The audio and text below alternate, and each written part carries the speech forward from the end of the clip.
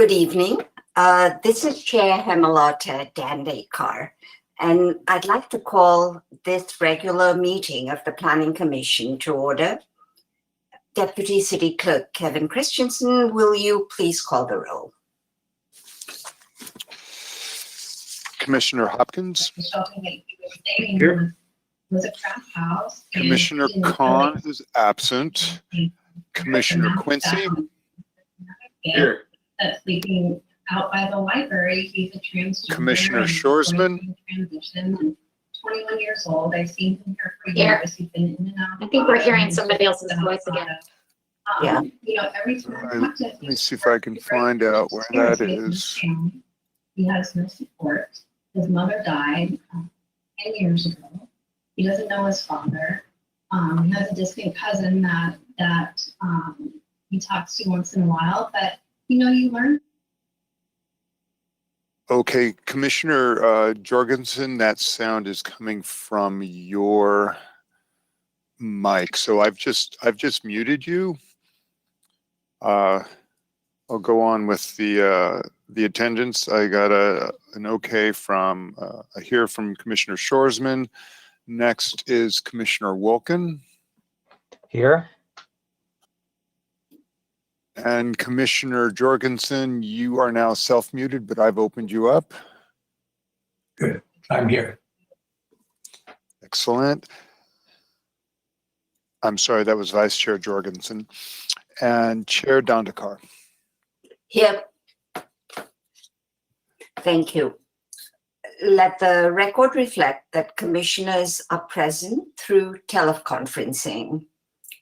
I'd like to remind my fellow commissioners and staff to help us reduce background noise by muting your phone or microphone unless you're speaking. Can you please join me for a pledge of allegiance to the flag? Kevin, do we have a flag? Great, thank you so much. So, I pledge allegiance to the flag of the United States of America, States of America, and and to to the to the republic republic, stand which it which it stands, Stands.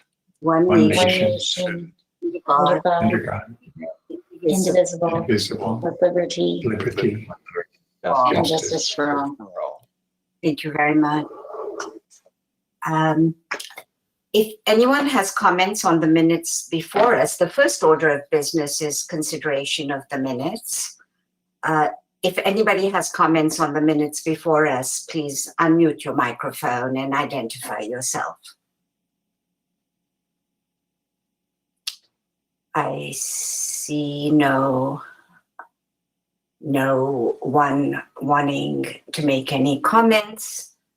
If that is the case and commissioners are satisfied with the minutes, do I have a motion and second to approve the minutes?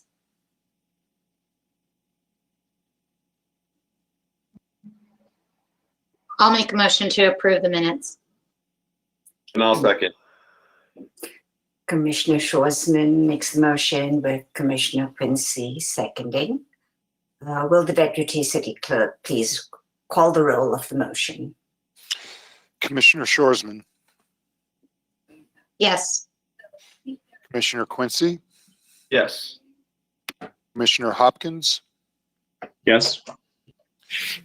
Commissioner Wilkin. Yes. Vice Chair Jorgensen. Yes, Chair Dandekar. Yes. Motion passes. At this time, we'll hear any public comments for items not on tonight's agenda. Items raised are generally referred to staff, and if action by the commission is necessary, may be scheduled for a future meeting. As you can see on the screen, participants of the webinar may submit a question containing their name and the item number they wish to speak on. Once public comments on the item is opened, your microphone will be unmuted and you'll have 3 minutes to speak. Deputy City Clerk, do we have any public comments on items not on the agenda?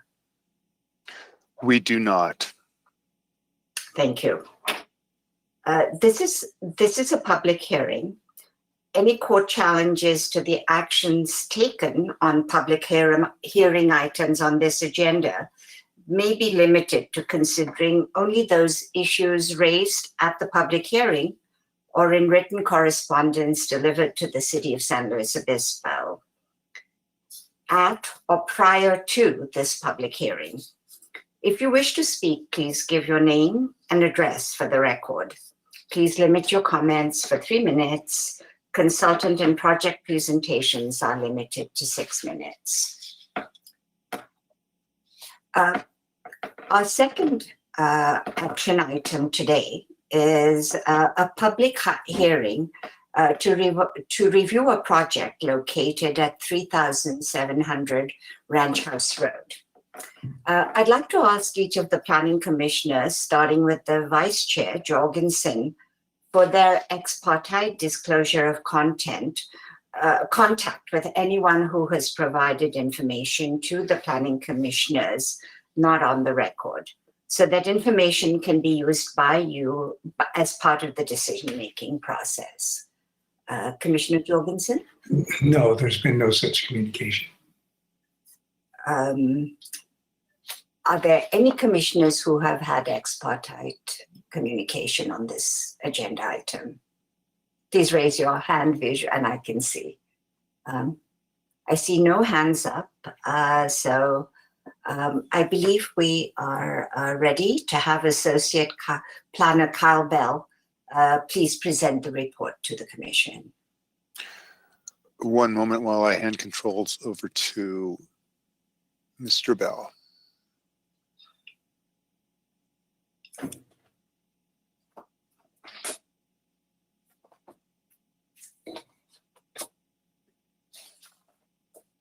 Okay, can everybody see my screen okay? Yes, I can. Yes. All right.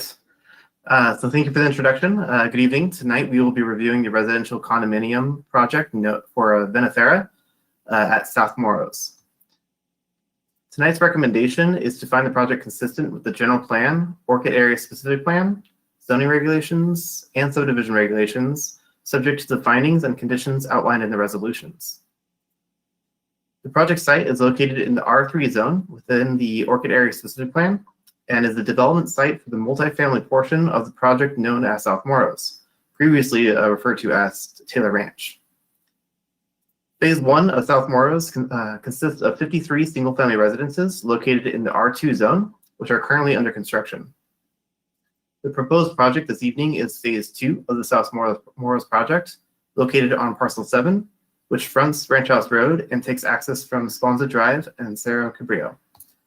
The project site is located south of the project known as West Creek and north of Jones Ranch. To the west, the property will provide for a project known as Bullock Ranch, which is still under review. On April 6th, the ARC reviewed the project and identified concerns related to the project design and consistency with the Orchid Area Design Guidelines.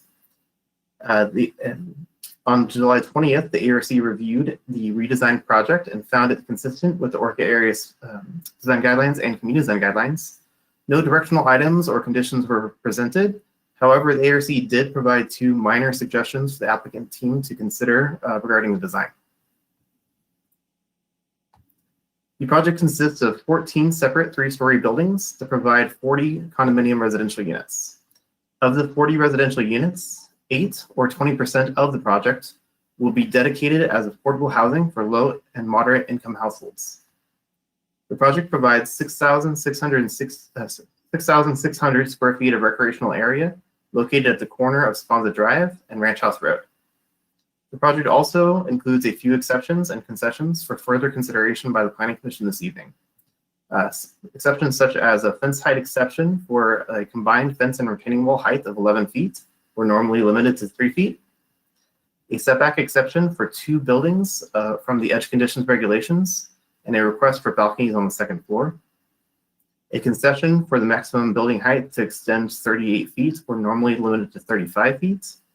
And 2 exceptions are requested for the open space requirements for a deviation from the dimensions of open space areas and to reduce and a reduction to the minimum amount of private open space for 6 of the residential units.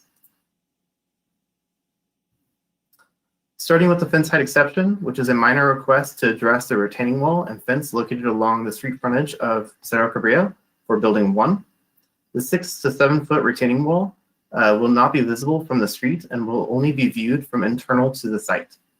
A minimum fence of 42 inches is required on top of this retaining wall for safety along the public right-of-way. The combined 42-inch fence and the 6-foot retaining wall, 7-foot retaining wall have a maximum combined height of 11 feet. This exception is minor and consistent with the development pattern of South Morrows and the surrounding development properties due to the natural slopes of the properties. The edge condition setback exception is requested for only buildings 7 and 8 along the property line adjacent to the lower density single family properties. The edge conditions regulations are intended to address the development of higher intensity projects adjacent to lower density housing to preserve privacy and provide adequate solar access.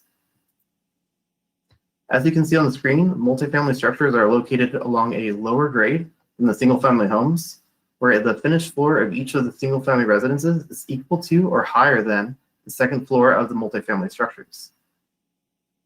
The applicant has requested this exception to recognize the mass of the structures that do not create any greater privacy concerns or impacts to solar access due to the topography of the site. Generally speaking, if the setback was measured from the finished grade of the single-family residence, the height of the structures would appear at approximately 23 to 28 feet, where the proposed 16-foot setback would then comply with the standard setback requirements for edge conditions. This was further outlined in the staff report. The applicant is also requesting an exception to allow balconies along the second floor of the multifamily buildings facing the single-family residences. The edge conditions regulations typically prohibit balconies above the first floor from facing lower density properties. However, as previously noted, due to the topography of the properties, these balconies would appear at the same grade or below the ground level of the single-family residences. The applicant's presentation provides a better graphic which depicts this request in greater detail. Discussion item 1 has been included in the report to address whether the balconies are consistent with the intent of the edge conditions regulations for preservation of privacy or whether these balconies should be removed. The requested concession for the maximum building height is consistent with the provisions allotted for projects that include at least 10% of the total units dedicated for low-income households. The applicant has requested this concession to allow flexibility for the maximum building height for the project due to the slope of the property and the measurement from average natural grade. The original design of the project provided a flat roof system to comply as best as possible with height requirements. However, after the ARC provided input on the design and found that the flat roofs were not consistent with the Orchid Area System Plan, roofs were redesigned to include shed roofs, which then added to the height of the structures. The height of all the structures vary due to the measurement requirement from the average natural grade. Only one building uses the full height of 38 feet. The average height of all of the other buildings is actually only 35 feet and 8 inches. It should be noted that the concessions such as this are protected by the Housing Accountability Act and Density Bonus Law.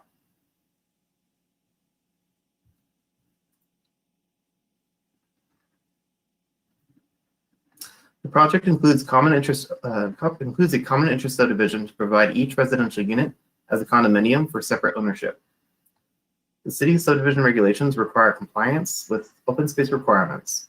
The applicant has requested 2 exceptions from these standards to address flexibility to the standard dimensions of qualifying open space for 10 feet by 5 feet, whereas 10 feet by 10 feet is the normal requirement for ground floor open space.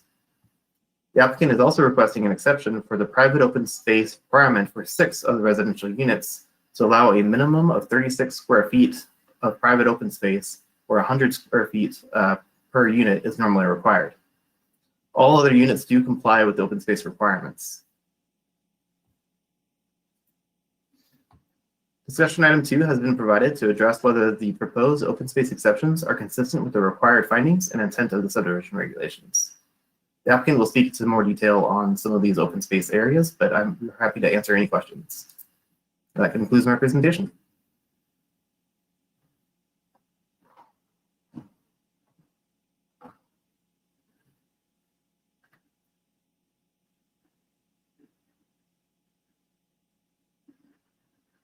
Chair Dandekar, I think you may be muted if you're trying to speak.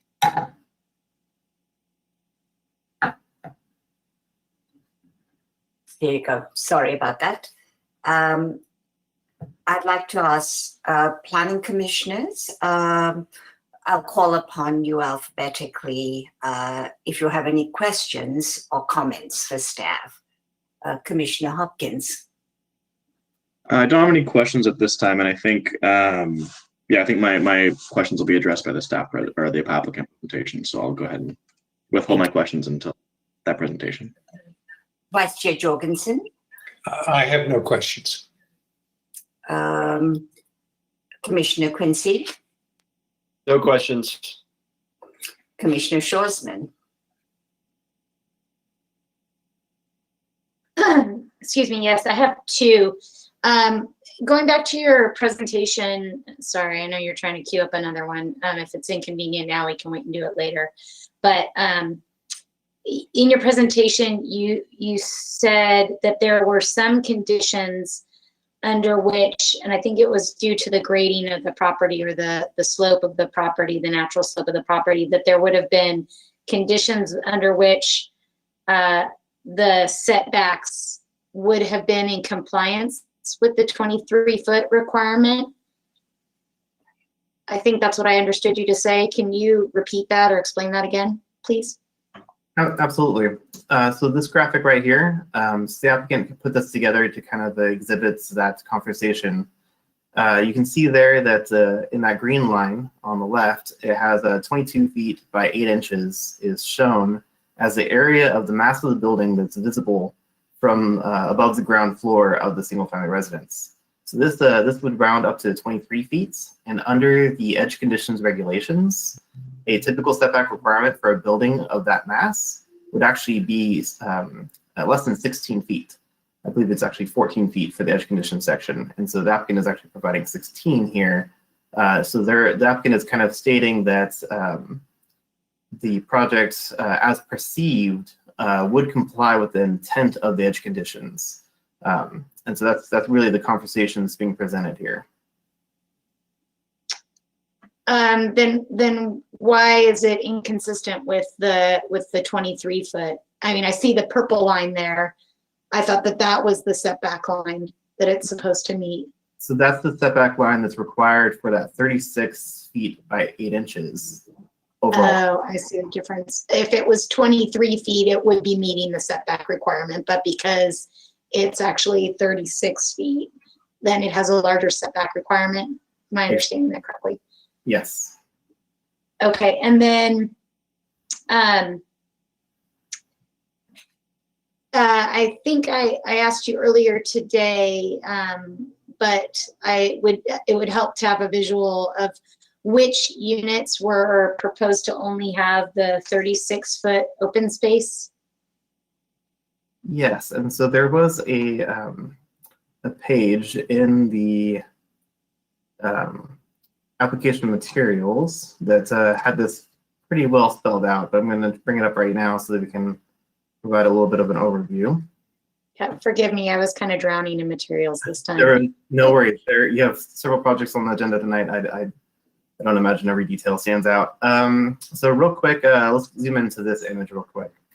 So you see all these little blue, little light blue icons here. So these are actually ground floor patios for each of the units.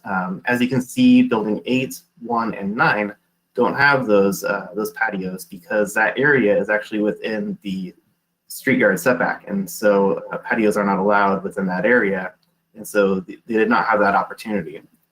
So there are certain units have different size of balconies, and the only units that we're talking about, the 6 that are highlighted, are actually some of the middle units as well as one of the corner ones. And over here on the right side, we have here some of these units that show here's a 36 square foot balcony, and this would not have a ground floor patio. So that's why we have that 36 square foot minimum private open space requirement that's being requested. So on the ground floor, there's no other balconies, no other patios. Third floor, there's no additional patios or balconies, and so this would be the only area available to the tenants or the residences to provide for that open space. So there's several units just like that, and under that circumstance, would then need an exception from the private open space requirement. Does that So help? the others all meet the requirement with the combination of the balcony and the patios. Correct. And so, for instance, this middle unit here does comply because that deck right there is more than 100 square feet. Okay, thank you. I think that's all my questions. Kyle, while we're on this, I had a question about it. So while the visual is still there, so is my understanding then that the end unit doesn't comply because it's got a smaller balcony? Correct. Or is it just the edge buildings that don't comply, 9, 1, and 8? So it's only of 1, 8, and 9 that have the corner units that will not be able to comply. And so so we have 2 units on this building, 2 units on this building, and 2 units on this building, equaling 6 that are unable to provide for that 100 square feet per unit. And while we're on this, I'm sorry to jump the queue here. Where is the section that you were showing through where the grade changes and then the setback is 16 rather than 23? That would be on this. Can you show us which side that is? The section. So they have this graphic right here. So they have this section cut right along here that shows the mass of this building, which is building 7, adjacent to lot 45.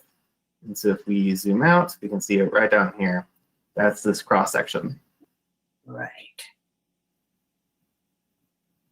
So how many of those balconies, do we have an elevation that shows how many of those balconies would be overlooking because that's many of these are end units, right? There are no balconies. If you take this, right. Well, there are some balconies on some of these end units. And so, for instance, let's look at this balcony right here. So this is the balcony that's being requested for an exception. And so this doesn't occur on every single building facing the single family home, but it is per unit type. And so several of the buildings along this stretch will have balconies facing these properties. However, this slope gets steeper and steeper as we go across. And so this ground floor of parcel 6 will be almost at the same level as the 3rd floor of this building 1 here. And so there's quite a bit of grade change that happens gradually across the site.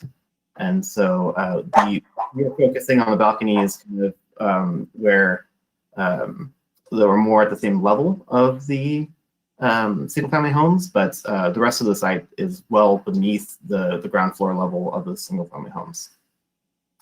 thank you. Commissioner Schwarzman, were you done with questions or did you have? Oh, just one more to clarify on that. So the questions about the balconies, if you can just go back to that picture, is only the 2 that are at that level that are where the 2nd floor of the larger building is about at the ground level of the residences in the R2 area are probably those 2 opposite lot 44 and 45. So that's building like 7 and 8, I think. Yes. Mm-hmm. Okay, so, and those are the only 2 that don't meet the 23-foot setback either, correct? Correct. Okay. The other one at the far end, the one opposite parcel 6, I don't know, is that building 1? That one meets the setback, the 23-foot setback? Yes, all these other buildings here comply with the setback requirement for the edge condition zone. Okay, thank you. Yes, that's all my questions. Thank you. Commissioner Wolkin. Yes, thank you. Just one follow-up on the on this very graphic that's up right now on the screen. I was wondering if staff could just mention what the grade difference is between building 8 and lot 44 and how that meets the intent of the edge condition setback? Absolutely. So there's a few things going on here between these this building. So this is a corner lot for the South Morrow's development site. You see the square right here. So this is actually a garage with an ADU above it. And there's going to be a 6-foot fence here. And so the finished grade of this lot for the single-family home is at an elevation of 256. And so that elevation is actually at the same level as the ground floor of the balcony that's being proposed on building 8. The applicant has in their presentation a graphic that shows these 3 buildings from the perspective of a few of these residences on this side. So we have these 2 buildings from that perspective, as well as one of the parcels over here. So there will be a better graphic than I can present right now to kind of demonstrate that, but we can certainly come back to it later as well. Okay, so my understanding is that the grade difference between building 7 and lot 45 is roughly 14 feet, but the grade difference between building 8 and lot 44 is less, right? But it still meets the intent of the edge condition setback because of the difference in the grade, right? Correct. There's about a 9-foot difference between the finished floor of this pad for the single-family home, as well as the finished pad for building 8. And so that's that 9-foot difference is the slab for the single-family home would be equivalent to the floor of the balcony on building 8. So that's kind of how it is, equivalent. Okay, and so it would still meet also, as far as the setback requirement, it still meets the intent of the 23-foot setback because of the effective height of the building, right? Yeah, when we're talking about the perceived mass of the building, the amount of building mass that you'd see from the finished floor of lot 44 would actually be just a little less than 28 feet in height, which is still under the same setback requirement of 16 feet. And so the statement that the 16-foot requirement is consistent with the intent of the edge conditions for the massing of the buildings would still stand true, even though the grade difference here is less than it is over here. Okay, thank you. Those are all my questions for staff. I'll probably have a couple of questions for the applicant when they're done with their presentation.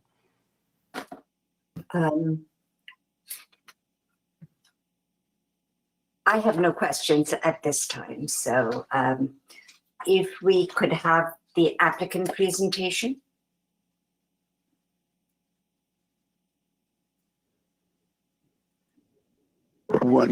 This is Deputy Clerk Christian. One moment while I turn on the applicant's microphones. It's going to be Michael Stone and Carol Florence.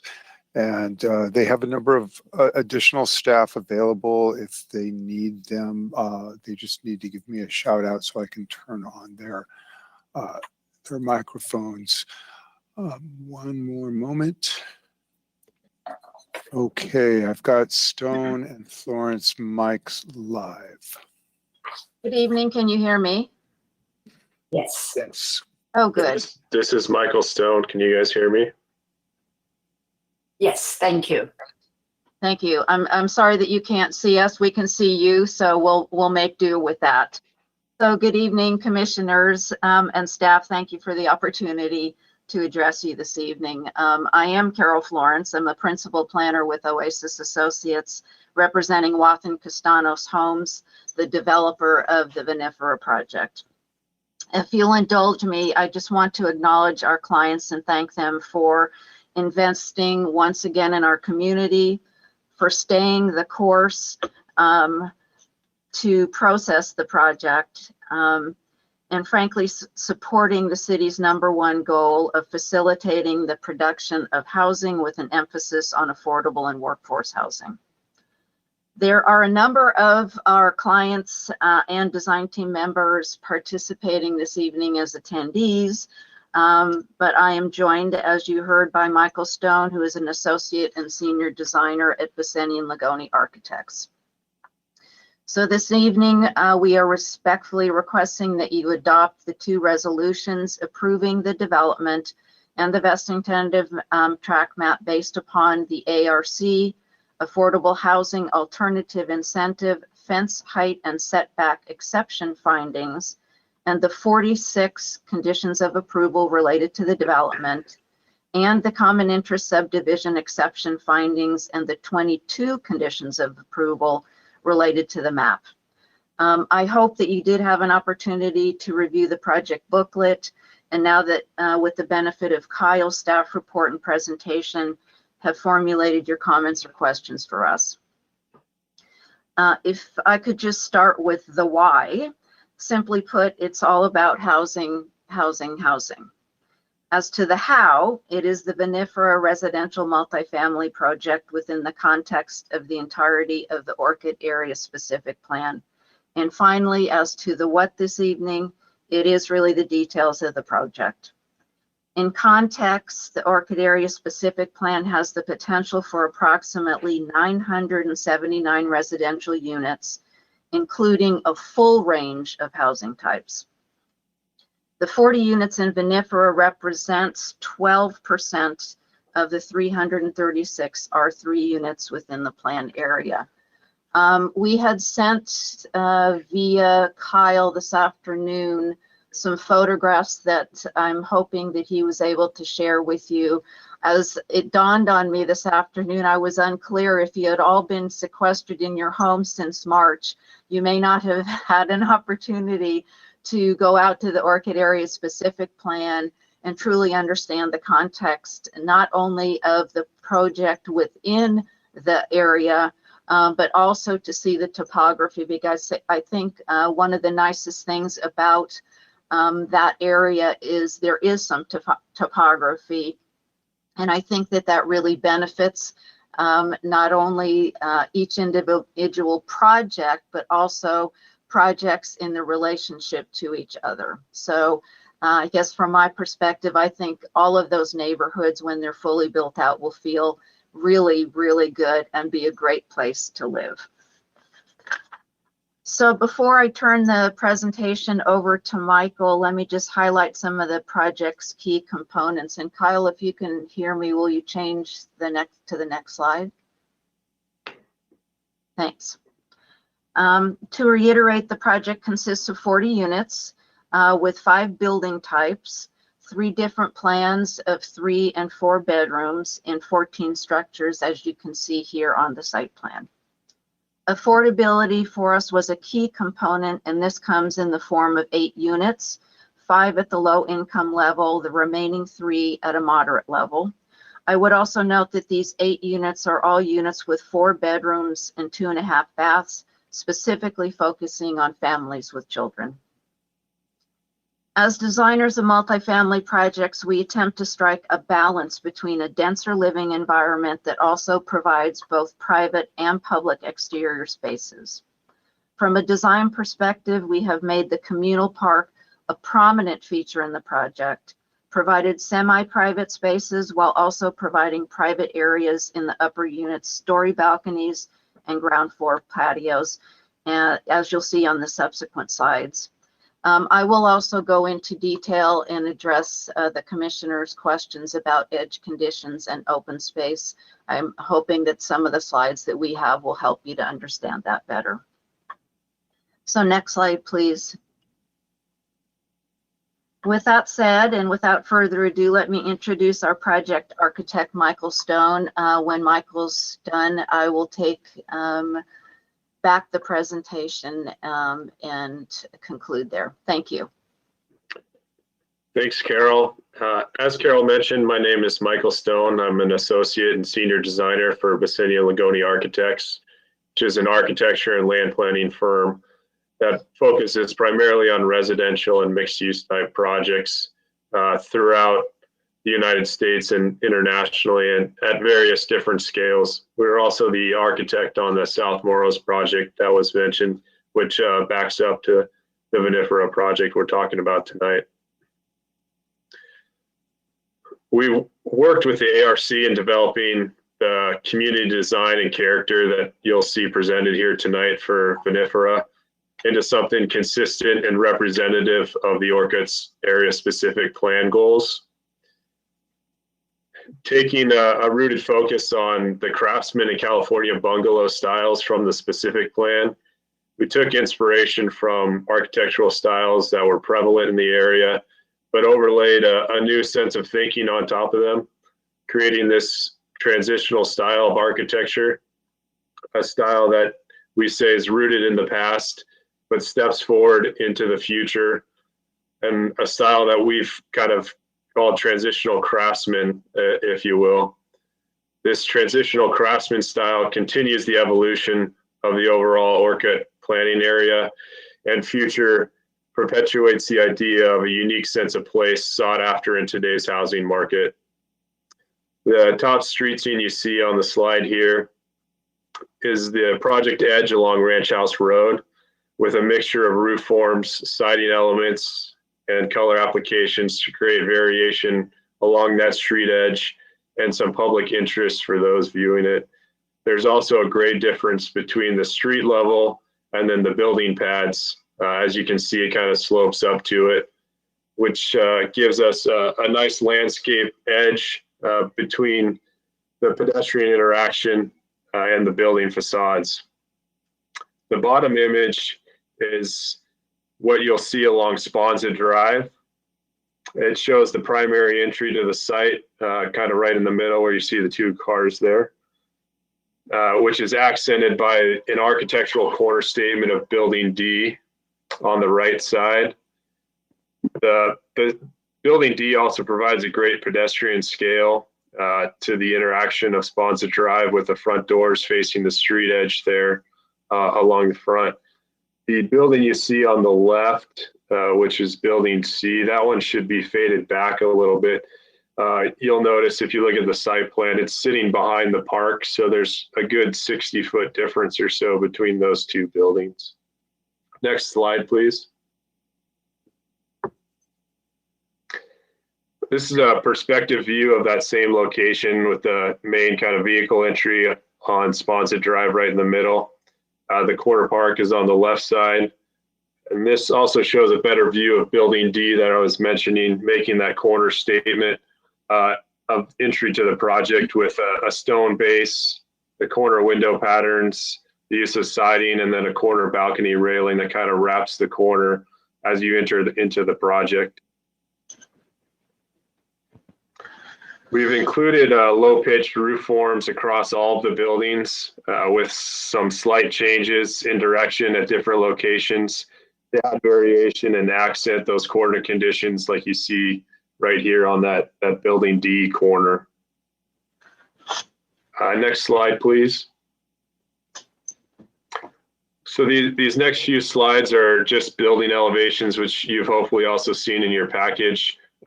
We can kind of just click through them real quick, but I wanted to just kind of show you a few of the different building elevations so you could see the variation in the roof forms and the massing, along with material applications, and then the use of different color schemes that help kind of create a different identity across the whole site for each building and the project as a whole. So I think if you want to just kind of click through the next couple there, Kyle. And then you see Building D there again. And then I'll turn it back over to Carol now and have her talk through some of the landscape features.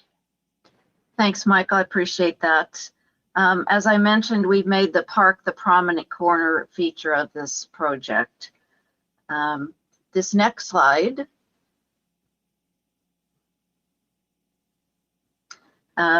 depicts the park from a different perspective here. It is elevated from the roadway, and there is adequate landscaping between the use area and the pedestrian walkway, as well as the streetscape. Next slide, please. This depicts the semi-private spaces located interior to the project, and you could see on the site plan that there's a number of these. We could have easily just made pathways to the front doors, but there was adequate space between the buildings to create, again, semi-private, rather intimate spaces that we believe, again, creates that balance that I think is required when you are asking people to live in a much denser environment. Next slide, please. You have seen this slide, and I'm going to now focus on the exceptions, if you will. Kyle, I think, has well expressed our request for the open space exception, as we too believe that it is minor in nature and remains consistent with the required findings in the intent of the subdivision regulations. So having participated in the LUCE, the Land Use and Circulation Element Update, I contend that the intent of the edge condition really was based on the sensitivity to existing single-family residential units and the desire to protect those neighborhoods from encroachment by multifamily residential units. I think at its essence, it's really about respect of our neighbors and a desire for privacy within our own home. So while we ask for a minor adjustment as depicted on the slide, what the regulation does not take into account is context. In this case, the fact that the multifamily units sit below finished grade of the R2 units, which is where we interpret the measurement to be taken for height versus setback. Again, if privacy is the goal, we can easily achieve that with fencing and the appropriate landscape screening. Next slide, please. Hopefully, this will help clarify the situation more clearly. It provides the distance from the buildings 1, 6, and 8 in plan view at the top, with the accompanying elevations depicting 3 scenarios along the project edge. Venethara's recessed balconies do not create an upper story overlook. And I just want you to focus on the fact that site topography, setbacks, fencing, and the appropriate landscaping will in fact remain, maintain that privacy.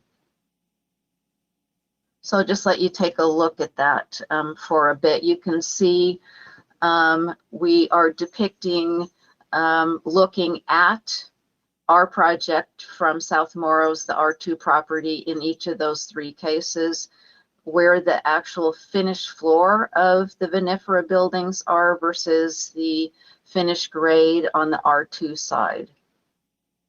I didn't want to obscure, if you will, the buildings with lots of vegetation, but you can imagine that most people will be heavily landscaping their yards.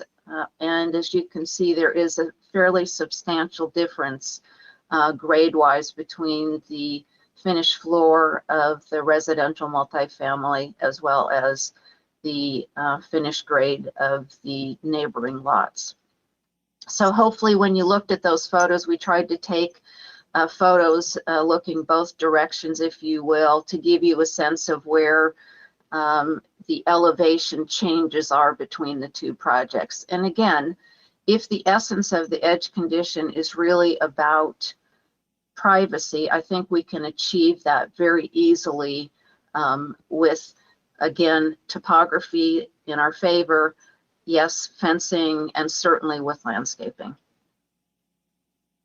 Kyle, I believe that if you flip, there's one more slide I'm just going to go to beyond my conclusion slide. I think this one last slide there. Yeah. This is just a variation, if you will, on the private open space. Again, if you look at the project in context, it has the requisite amount of open space, and that's what I'm hoping the commission will do this evening. I realize we're asking for exceptions, albeit minor, but if you can focus on the overall project as all of the components and all of the pieces come together, I would ask that of you. So the request for the exception really is the fact that we're asking for private open space on 6 units because they front doors face the street, and so their ground floor open space, because it's within the setback, cannot be counted toward the requisite open space. I just want to make clear that distinction. It's a rather technical distinction, but nonetheless important. And as well, that there are some instances where we do not have the full 10 by 10 dimension. But realize too that these ground floor spaces are not the only opportunity for private open space for the units. And there again, I will underscore the opportunities that we have created by designing the semi-private spaces, as well as the more communal space in the park. So all of this woven together, I believe, will make for a really wonderful environment. One of the things that we don't talk to, because unfortunately it's not the commission's purview, is actually the floor plans. I want to commend, obviously, our architects who, as you can now understand, are well-versed in residential and multifamily residential homes.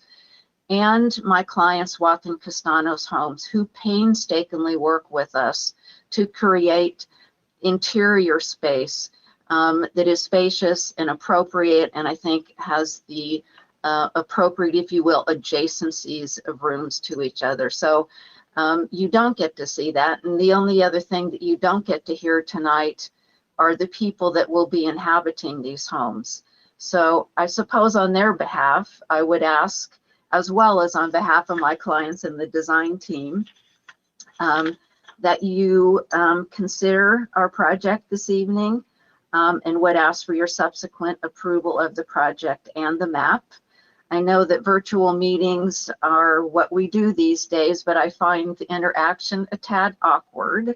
Nonetheless, we are anxious to address your thoughts and questions prior to the close of the public comment period. So again, on behalf of Watson Castanos and the design team, thank you so much for your time this evening. Kyle, if you can just go back to my Q&A picture, unless the commission want to focus on some of these other. Thank you. Thank you very much, Ms. Lawrence. I'd like to call upon the Planning Commissioner members in alphabetic order if you have questions for or comments for the applicant. I'm going to start with Commissioner Hopkins again. No questions at this time. Thank you. Commissioner Jorgensen. No questions. Commissioner Quincy. No questions. Thank you.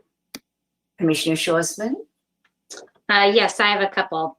How many of the units, if any, are handicap accessible?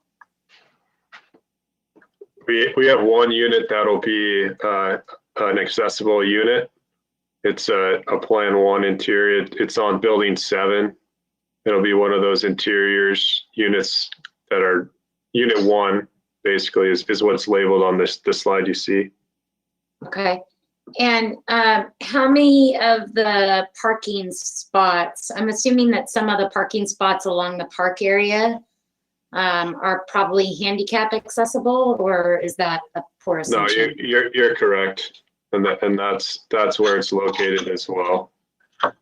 Is there just one handicap accessible spot to match the number of units, or how many of those spots are? Carol, I believe there's only one, but Carol may correct me if I'm wrong. There's only one, and it's done based on a percentage of parking space that's allowed or required for the overall project. So you will have accessible parking for that accessible unit. And then there's the one exterior space that is done for what we say is a visitor to the site.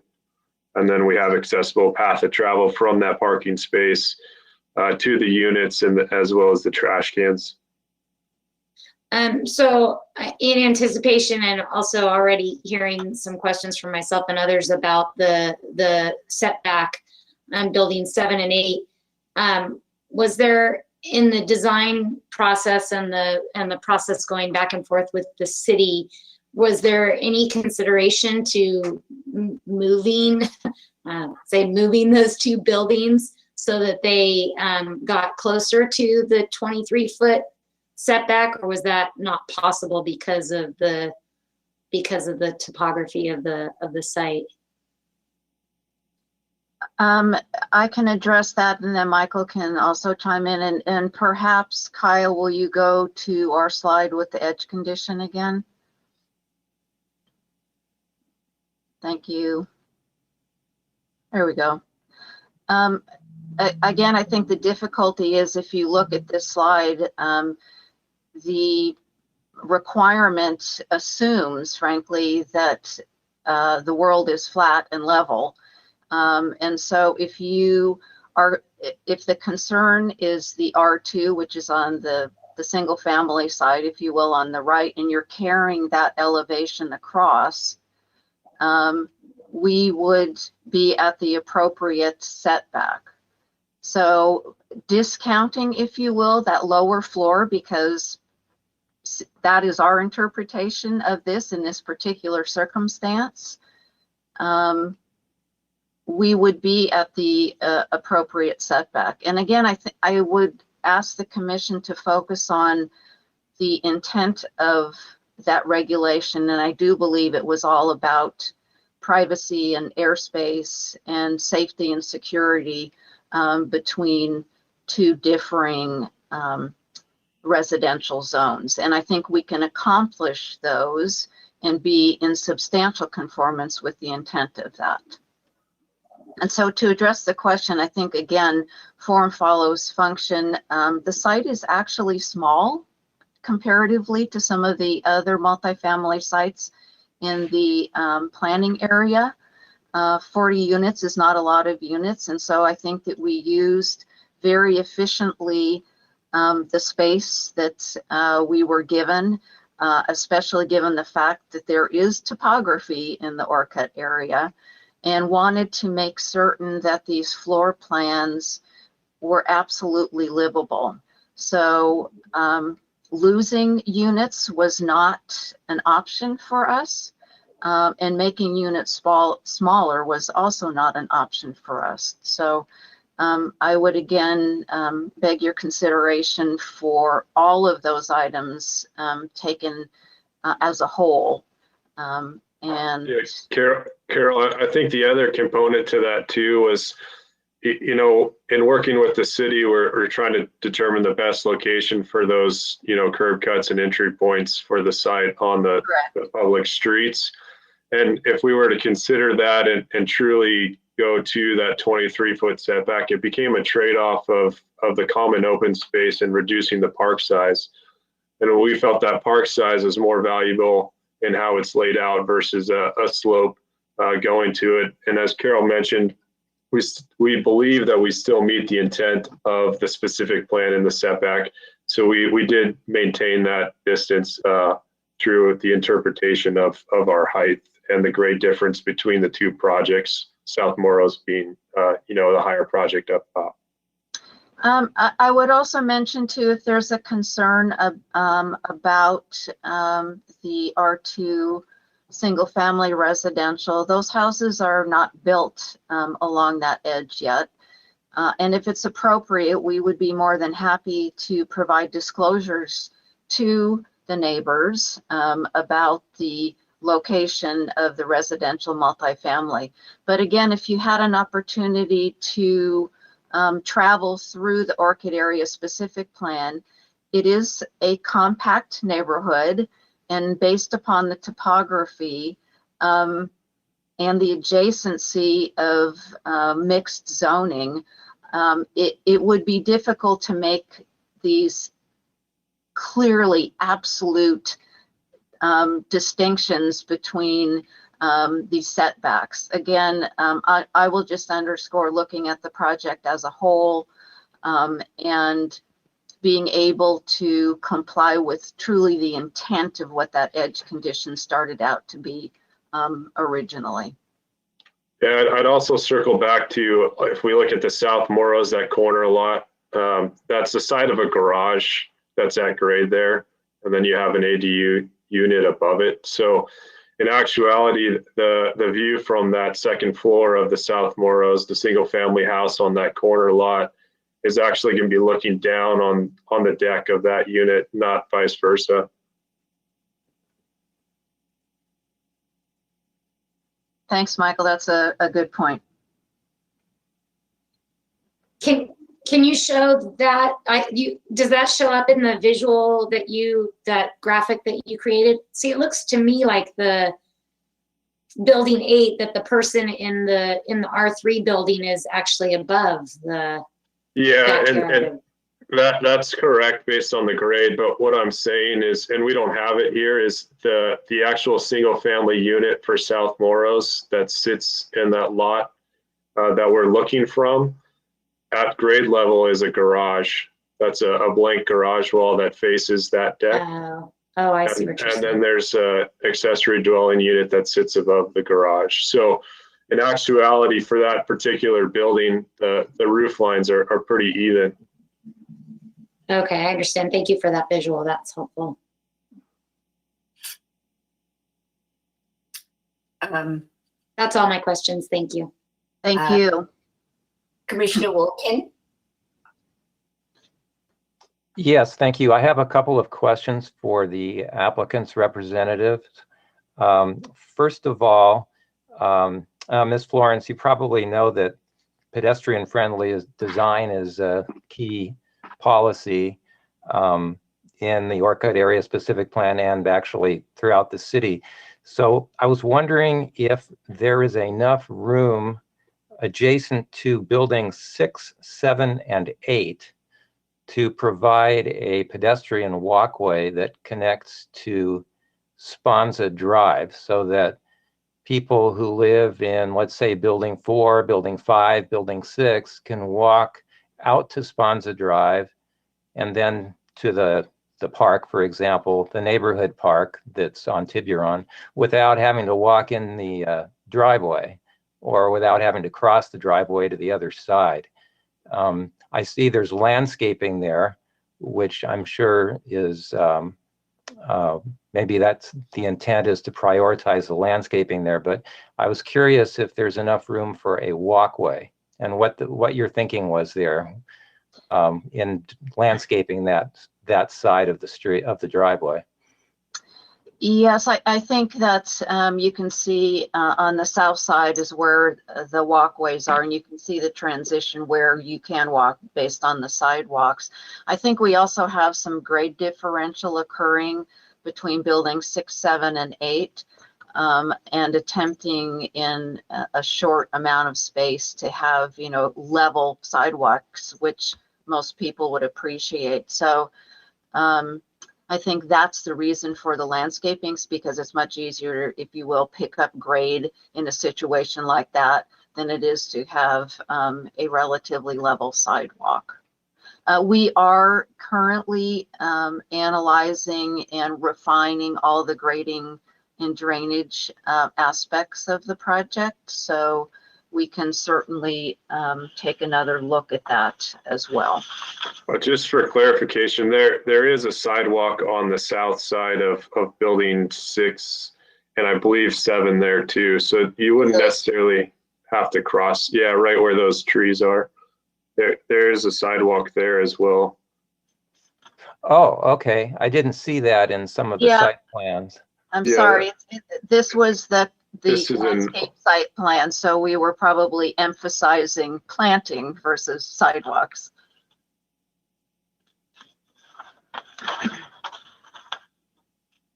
I guess, are we waiting for another exhibit? Yeah, and I don't know if it's in this latest package. Yeah, see, that one doesn't show a sidewalk. Right. Yeah, this is an older conceptual plan. I can tell you in our newest plan, we have a sidewalk there because that's our accessible path of travel. Okay, so on your latest plan, the sidewalk would be adjacent to buildings 6 and 7, but not 8, correct?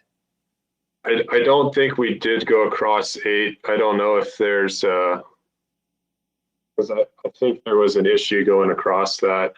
I'd have to confirm, or if there's if Shannon's on the line, she might be able to answer that question.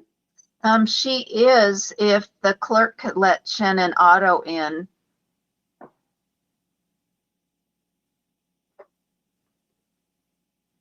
Hey, can you guys hear me? Yes.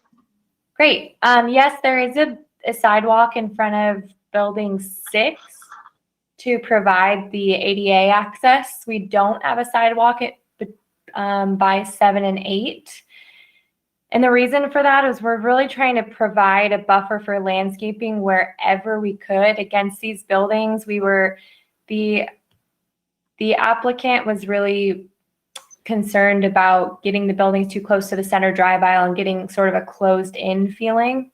So we really wanted to provide buffer where we could for those buildings, especially as you enter the project, and make it look nice. So we went with one path of travel out to the roadway. And if you were going out to the public park that is proposed on Tiburon, you would be going down Sponza to Ranch House Road to get over there likely anyways, or you can actually see in this picture that there is a driveway to track 3066 lined up relatively close, and there's a sort of a drive aisle that goes directly through that subdivision. There's a mixed use area right there. So regardless, I think you would be going down on the downhill side of Sponza anyways as a pedestrian.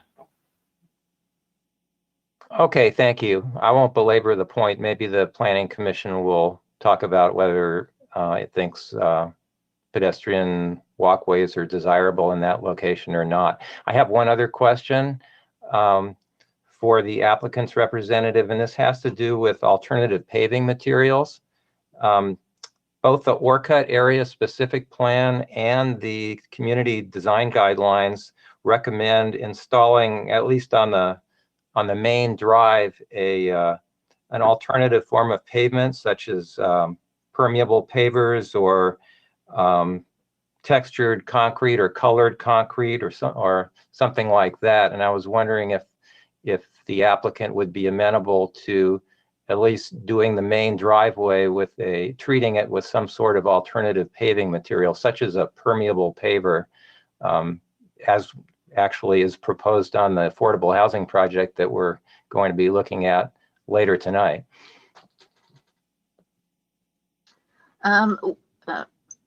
Shannon may be still on the phone. We do have permeable pavers as part of our post-construction stormwater requirements, and those are located in the, if you will, additional or guest parking areas.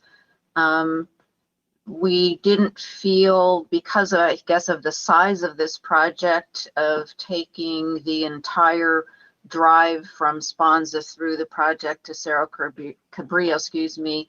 But we certainly could look at some appropriate located striping, if you will, of that particular drive, and perhaps that would relate more to pedestrian access as opposed to being necessarily simply an aesthetic application of an alternative pavement treatment.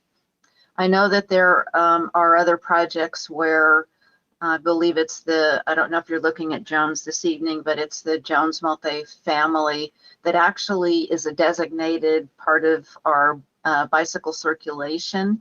And it has a very curvaceous, if you will, drive through it. And I know that that has enhanced pavement, but we certainly don't have that particular situation here, but we certainly could look at that at the Sponza entry and Cerro Cabrillo, and then intermittently perpendicular to that major drive-through across certain areas within the project, just to break up that asphalt.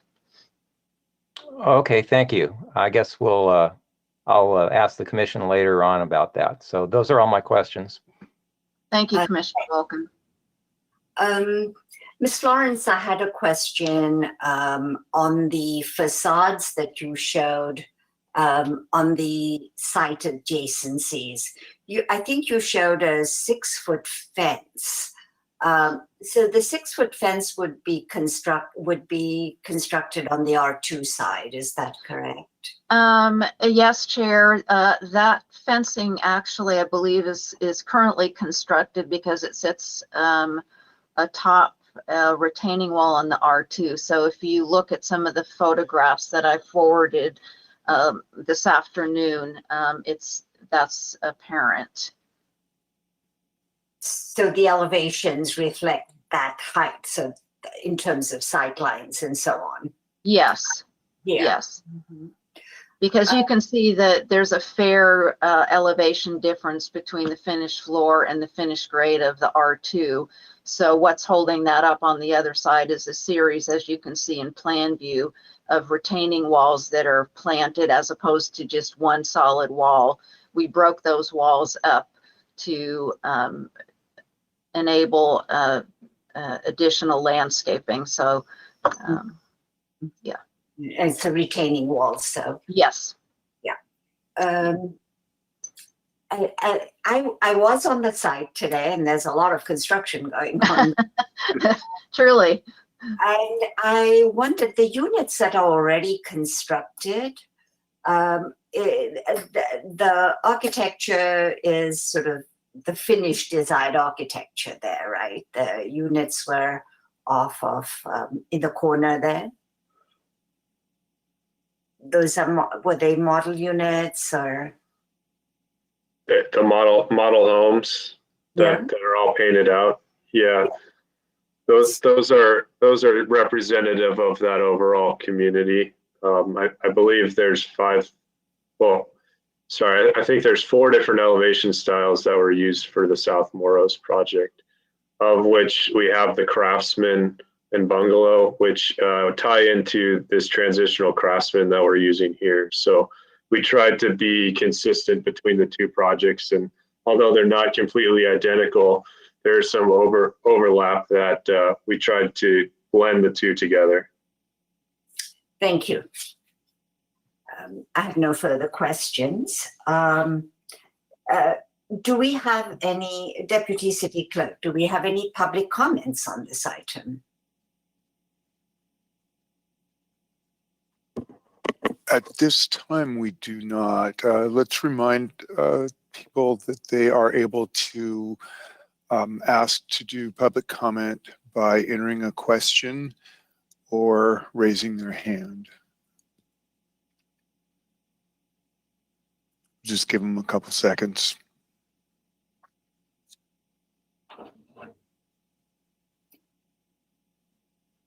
All right, I don't see any. Thank you. Thank you. I'd like to bring it back to commission deliberations. And please just raise your hands if you would like to speak about this project.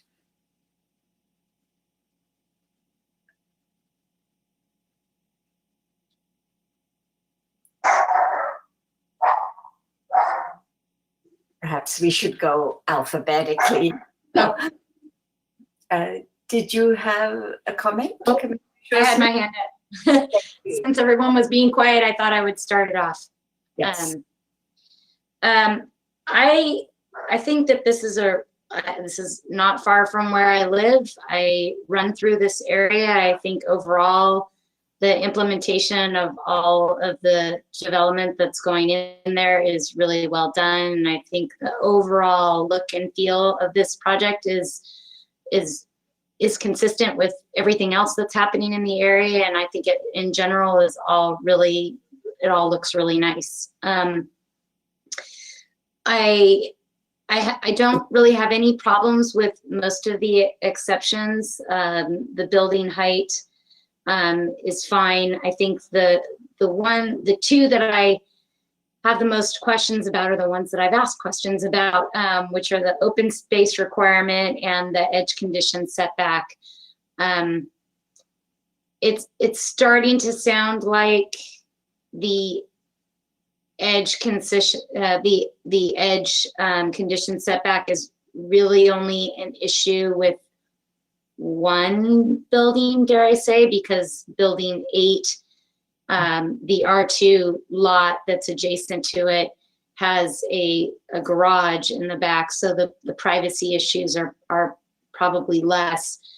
But I do have a concern about that last remaining building, and 7 feet in from the required 23 is just a lot, in my opinion, based on my own personal experience with a house that is not far from its property line, and my house is not far from my property line, and just the volume of noise that comes over when you have 2 buildings close to each other at about the same level. So that still is, I respect and understand the interpretation that's being used. And I'm not sure what the solution is other than moving the building, which is why I asked that question. But that is a concern for me, as well as the small open space requirements that are basically only fulfilled by balconies on those corner units of those 3 buildings. But I do appreciate the large park, and would actually offer suggestion to the applicant that if this is a development that's focused on families, that the park space be more green and open, other than what's shown on the design with the hammocks, what have you, just so that there's space for kids and parents to run around and throw a ball and things like that. So I guess those are just my general comments. The 2 areas that I am concerned about. I'm not concerned about any of the other exceptions and have no problem with the height, etc. But I'd be curious to know what my fellow commissioners feel about the open space and the edge condition setback. Thank you. I see Commissioner Hopkins. Hi, so I am supportive of staff's recommendation. I think the fence and edge exemptions specifically are a practical consideration of the difficulty with the finished grade. Again, sort of with our general development standards, not always consistent with, or always considering kind of just a flat, perfect project. I think I'm also supportive of the height exemption, not to mention that it's also just allowed with density bonus law and Housing Accountability Act. I think it's a small concession to make for the addition of the affordable units. Also really excited to see that there are some 4-bed affordable low-income units being added. Those are pretty rare in the city, and even within the type of affordable housing developed by nonprofit developers. So it's good to see those kinds of units added to our affordable housing stock. Yeah, I think the project is overall consistent with the Orchid Area specific plan and our overall city goals for affordable housing. So I'll be supportive of staff's recommendation. I'm willing to talk with my fellow commissioners about the edge concerns, but I think it is more of just a function of the site grade. Thank you. Thank you. Commissioner Jorgensen, Wilkin, Quincy, you have comments?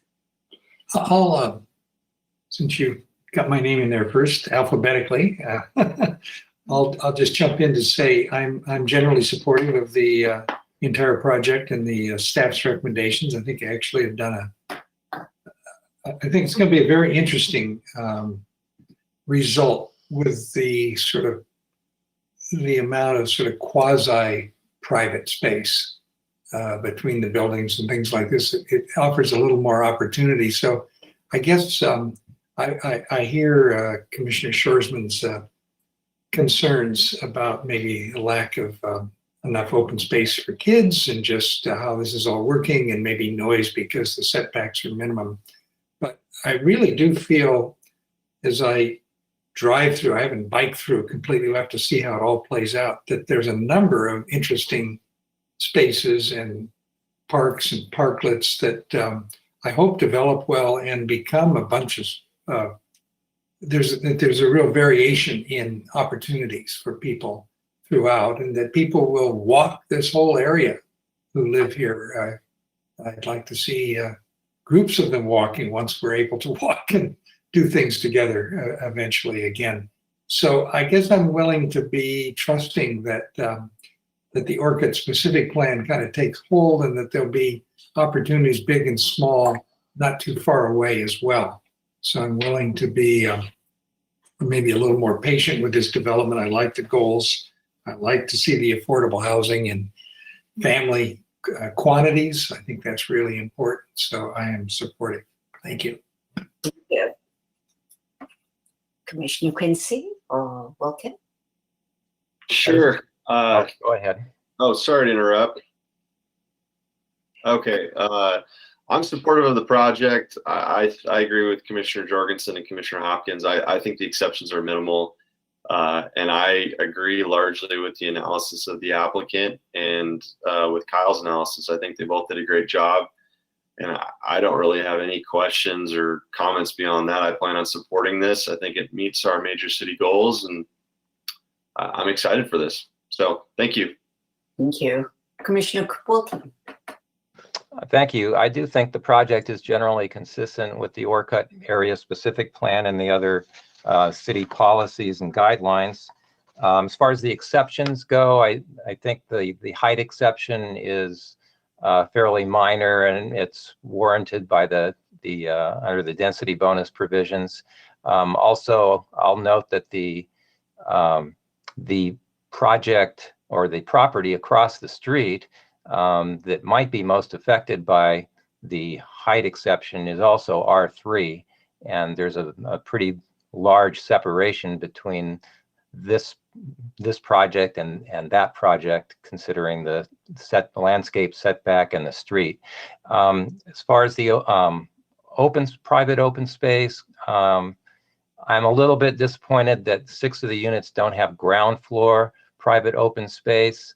I think that was probably the intent, actually, of the design standard or guideline. I forget if I think it's a standard, but I think that is compensated for by the common open area that's provided, which is more than what is required.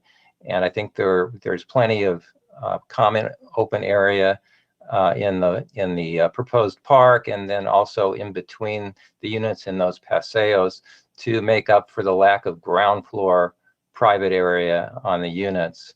As far as the edge condition, setback and balcony, I'm okay with that. I think the exception is justified by the grade difference between the R3 and the R2 properties, and if you consider the grade difference, the project would meet the standards for setbacks. So I'm okay with that.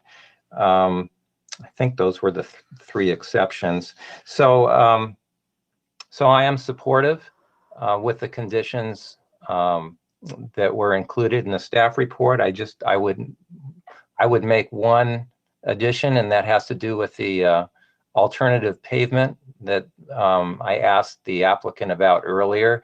I think it is a recommendation of the Orcutt area specific plan, and I have a suggestion for a new condition that would provide for not a complete treatment for the entire main driveway, but partial treatment. And I think Ms. Florence was suggesting that they might be amenable to that. So I can read my proposal if that's okay with the chair. Yes, I think that would be Or good. should we wait for a motion first and then make it part of the motion? So, I think it would be good to make it part of the motion if commissioners agree. okay. If you're done with your comments, I would just like to add a couple of things. I was struck by the fact that these were 4-bedroom, these were large units, and in other contexts, we have asked developers to include tot lots, open spaces that were amenable for small children. I think Commissioner Shorsman alluded to that. And although it's a very sophisticated open space at the corner there, I think provision of open space amenable for children's use somewhere within that design would be very valuable if it would be carved out of that existing open space, or there is some other opportunity for that. I was very appreciative of the presentation by staff and the applicant about the edge conditions, because going to the site, it was a bit confusing to know which of those buildings were really impacted by the edge condition variance that is requested, but it's fairly limited. It's a quite discrete place where it's not in conformance with standards. So I'm okay with that, given the explanation. But I am struck by the fact of Commissioner Wolkin's questions about walkability and sort of signified places or circulation places where residents would feel safe and encouraged to drive, to walk. And so I think the pavement alternative may be one way to get at it, or there may be a more generic articulation we could make about needing to have the surface articulation such that circulation corridors for walking are made clear within the site to encourage people to walk. But otherwise, if you go on the site and see the construction going on, it seems like well designed, and that the design of this Venethara too is like what's going on in the site. So I'm excited to support this project.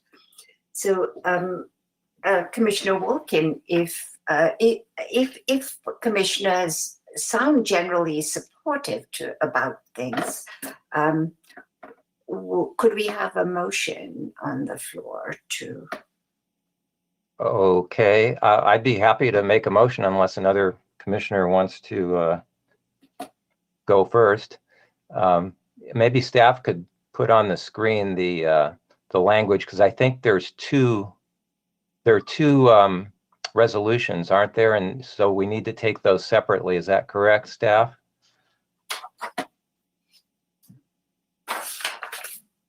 Hi, yes, that'd be preferred to have two separate motions on each resolution. Did you have specific language you wanted me to pull onto the screen? Oh, yeah, just the language with the recommendations. Oh, okay. I don't have that in front of me, so there's the subdivision and the development review. So map.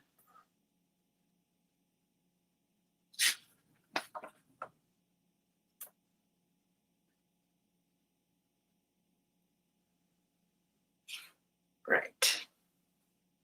Okay, so the staff wish to have two separate motions then? So give me 1 second here. Okay. Yeah, so it's two separate motions. So one for the development project and one for the resolution would be fine. okay, so I'll be happy to then make a motion to adopt the draft resolution in attachment 1 of the staff report approving the development plan and associated affordable housing incentive request based on findings and subject to the conditions of approval.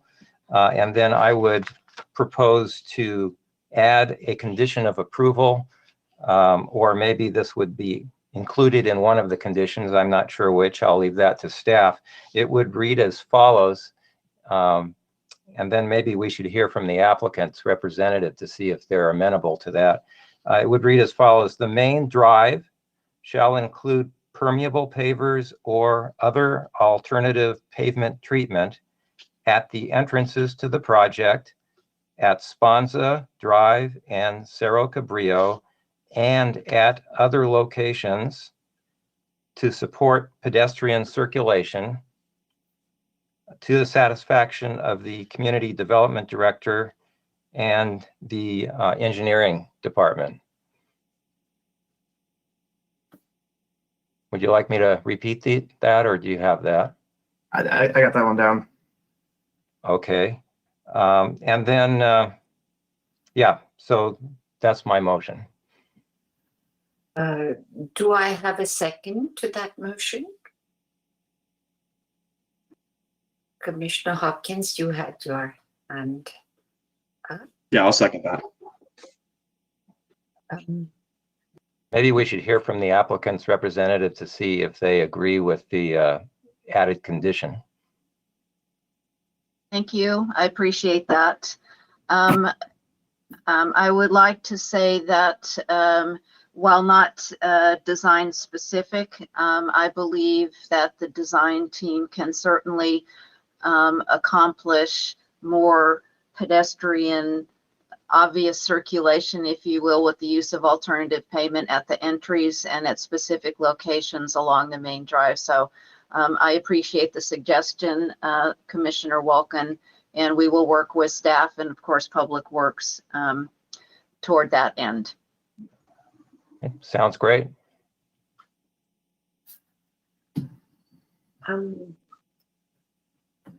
Is there any support for, we are in a phase of discussion, I think, of the motion and the second. I had a friendly recommendation that we add a condition that open space include facilities for small children and toddlers, given that this is a family responsive, friendly development. Is there any support on the commission for that? This is Commissioner Wilkin. I just want to make sure I understand that. Is that the suggestion for having more open area in the park for recreation where people can run around as opposed to structures or hammocks or things like that? Is that the suggestion that you're referring to? Yeah, I'm making a suggestion that there be specific play areas, play structures for small children, nursery tot lot sort of facility somewhere within that open space. I would, if I can comment on that. There is just down the street a small play structure just down Ranch House Road, which granted, you know, would be a bit of a walk for a toddler or a small child. So I would support just even more open space as opposed to the hammocks and things. And if there is something, a small play structure that can also fit in, then that would be desirable too. To kind of piggyback on what Chair Dandekar is saying. So I would be supportive of just a more child-friendly open space, whatever that means.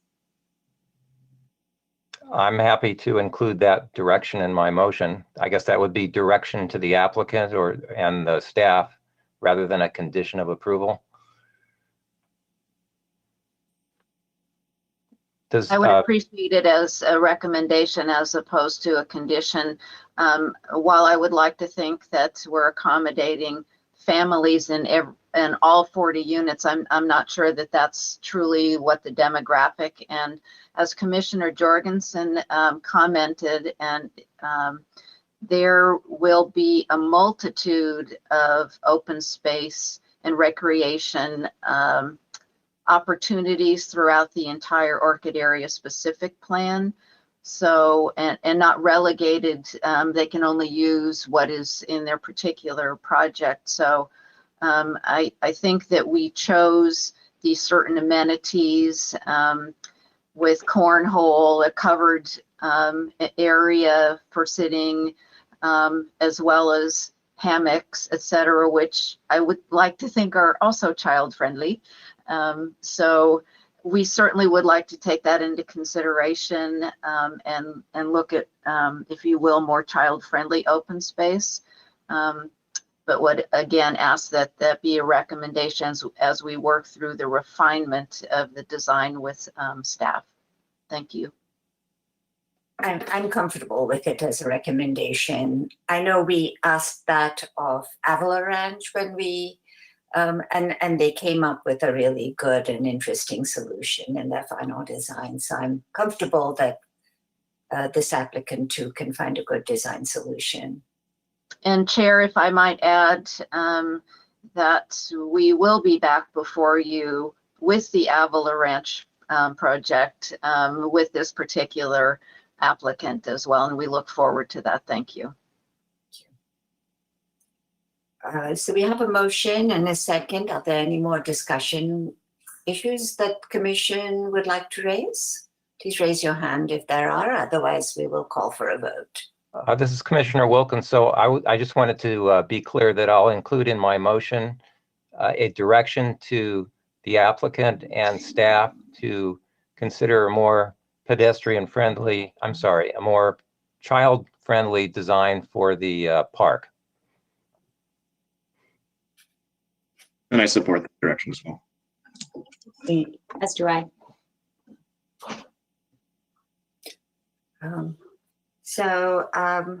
I think we should vote on the first motion and then move on to the second one. So could we have a roll call for the first motion, Deputy City Clerk? Absolutely. Commissioner Wolkin, Yes. Commissioner Hopkins, Yes. Commissioner Quincy, Yes.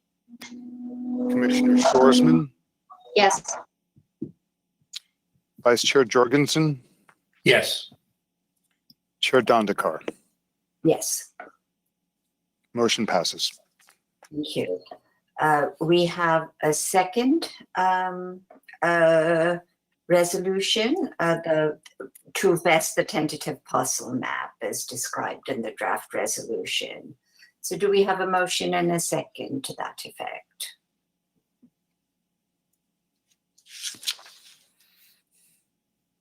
Would somebody like to make a motion?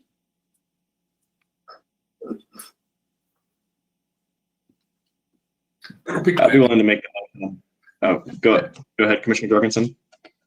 I'll be glad to move the second item around the vesting map.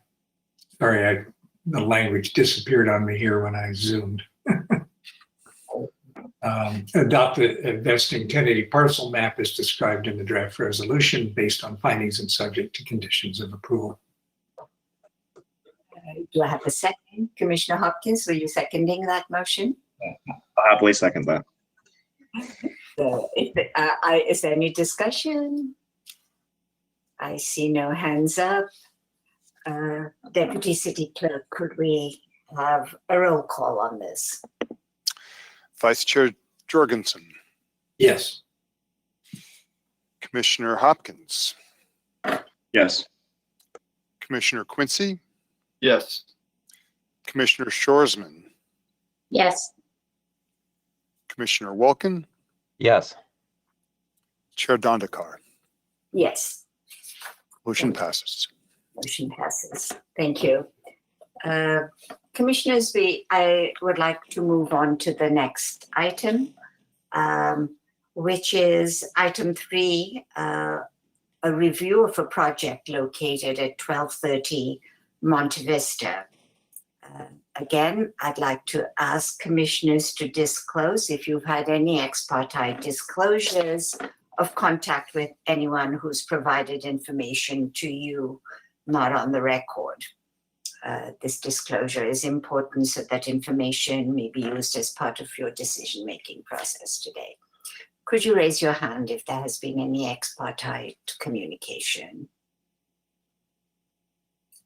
Seeing no hands raised, I'd like to call on Assistant Planner Walter Odsell to please present the report.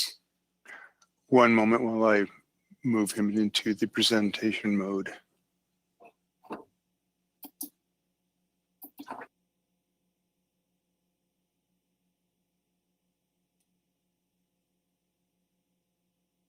Okay.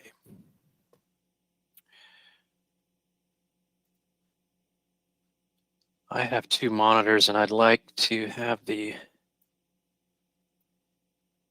presentation on one particular one. Kevin, can you help me with that? Sure. Here we go. I You see got it? screen. Okay, perfect. Glad I could help out. Appreciate that. Okay.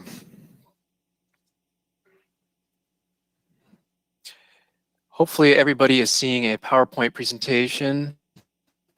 Looks like it changed back on you, Walter. Okay. Pardon me while I struggle around a little bit here.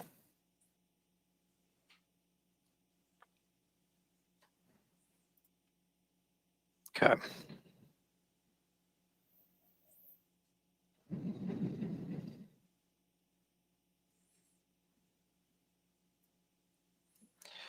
All right.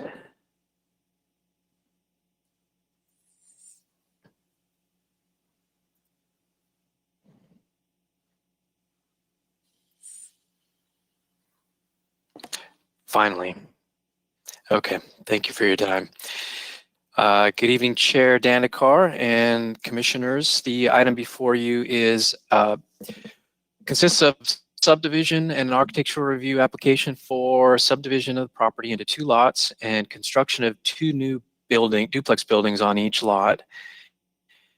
Because the subdivision includes exceptions for minimum lot width and lot area standards, the Commission will review this subdivision as provided in the city's subdivision regulations.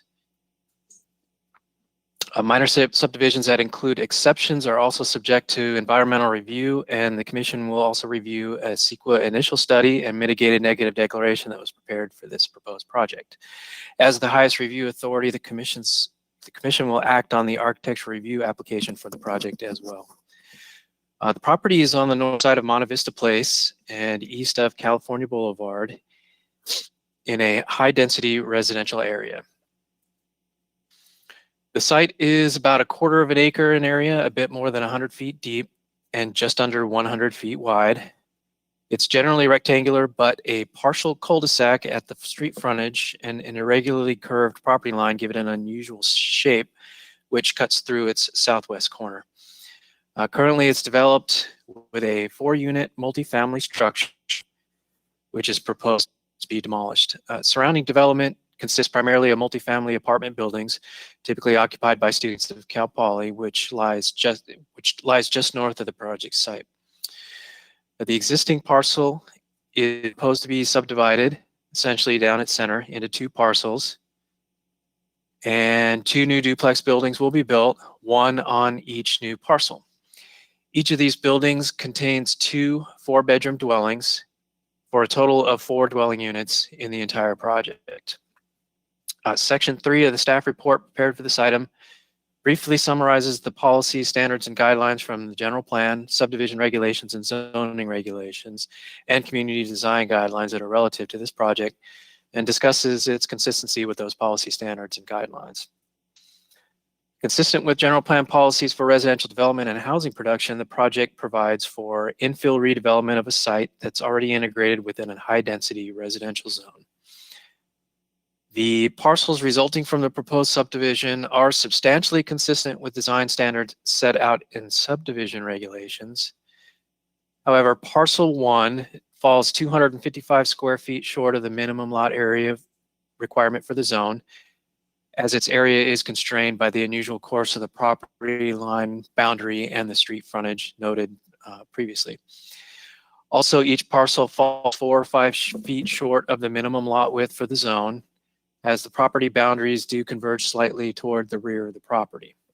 These exceptions are considered minor as they represent a reduction in the applicable standards by 10% or less, and overall the subdivision is consistent with the intent of the design standards to provide the property with adequate access, frontage, and developable area as described in findings 1 through 6 of the draft resolution attached to the report. Applicable development standards from zoning regulations are summarized in site details, table 2.1 of the staff report and in this slide.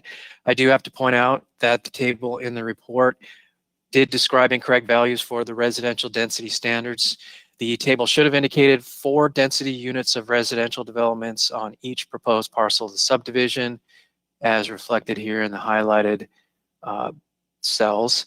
The proposed density is consistent with the standard for maximum permitted density, which in this zone does allow for 4 density units minimum on each parcel.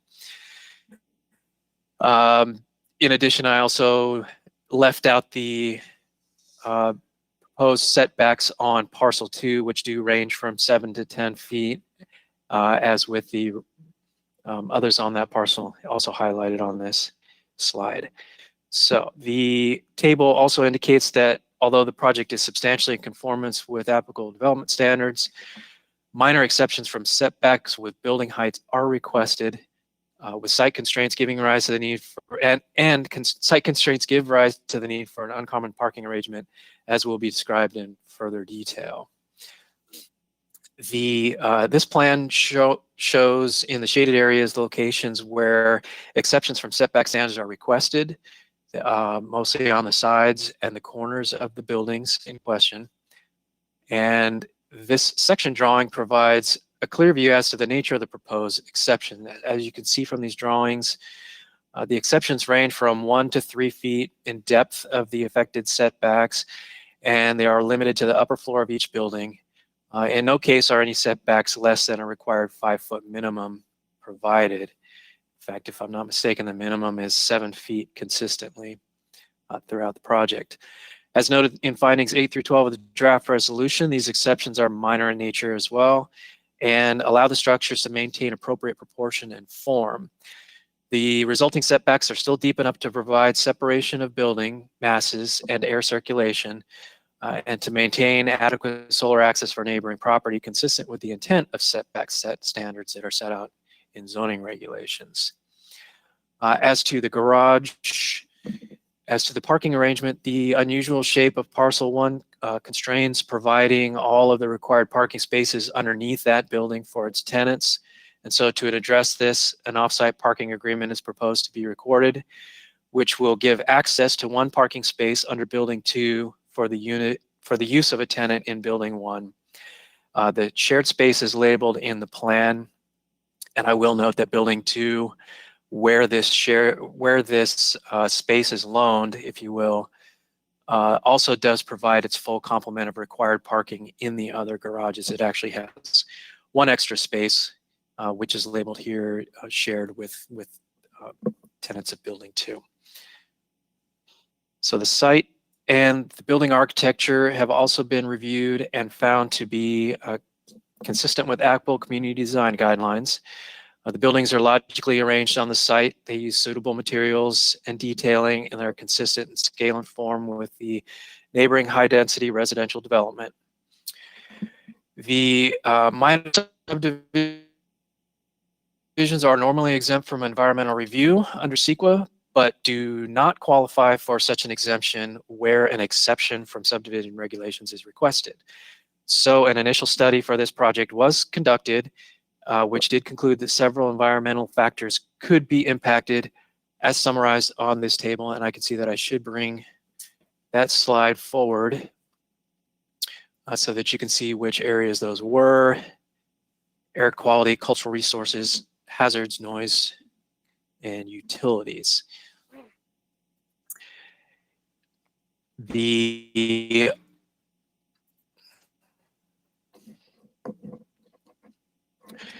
Continuing along, to avoid these effects or to mitigate them to a less than significant level, several mitigation measures were developed to be incorporated into the project as set out in section 2 of the draft resolution.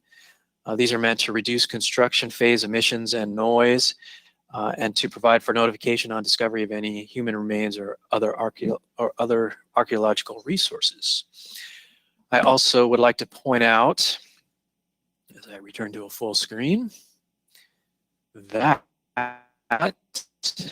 on further review after the report was published, there are 2 conditions of approval that are suggested to be modified from what was put in the draft resolution. Condition number 5 relating to mechanical equipment. on second look was too specifically written, did not apply well to this project. And so I suggest language here that would make it more consistent with the community design guideline for mechanical equipment, make it a little more general. The original condition was trying to make everything go inside, which is not necessary. The intent of the condition is that mechanical equipment be concealed from view. So I offer this revised language. In addition, the applicant has conferred with PG&E about the utility plan. There are a couple of power poles. The applicant can go into further detail about the discussions with PG&E, but as far as undergrounding utilities, our engineering staff has suggested that the condition be modified to allow the community development director a little bit of discretion to approve some alternate utility plan that may include reuse or additional utility poles specific to the situation of this site. So that's the two that should be looked at. Moving back to the full slides here, pardon me. So with that, staff is recommending that the commission adopt the draft resolution attached to the staff report with the modifications noted, and which approves the minor subdivision with exceptions from design standards for lot width and lot area, and approves the architectural review application for development of the buildings on the parcels, and finally adopts the mitigated indicative declaration prepared under CEQA for this project. That concludes my presentation, and I thank you for your time. Thank you very much. Commissioners, if you have questions of staff, could you kindly raise your hands? Commissioner Jorgensen. I was just curious because I'm still trying to understand when solar panels are required, when and when they're not, and whether this is a project that would require solar panels. There was no roof detail that gave me any information on that. I'll have to confess, I am not up to date on solar panel requirements. That may be a function of the building code at time of permit submittal. I would have to look into that and review to find that out. They have included in the final plans a sheet that essentially depicts the entire roof area as available for installation of solar panels, but the plans did not depict that any, are proposed to be installed at this point. Okay, well, that's a start. I'm still learning about it. Thanks. Yeah.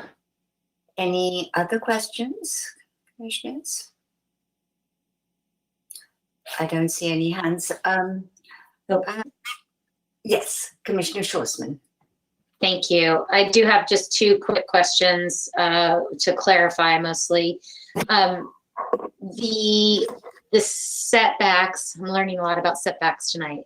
The setbacks are really only, if I'm understanding correctly, the exceptions are needed just for the top stories.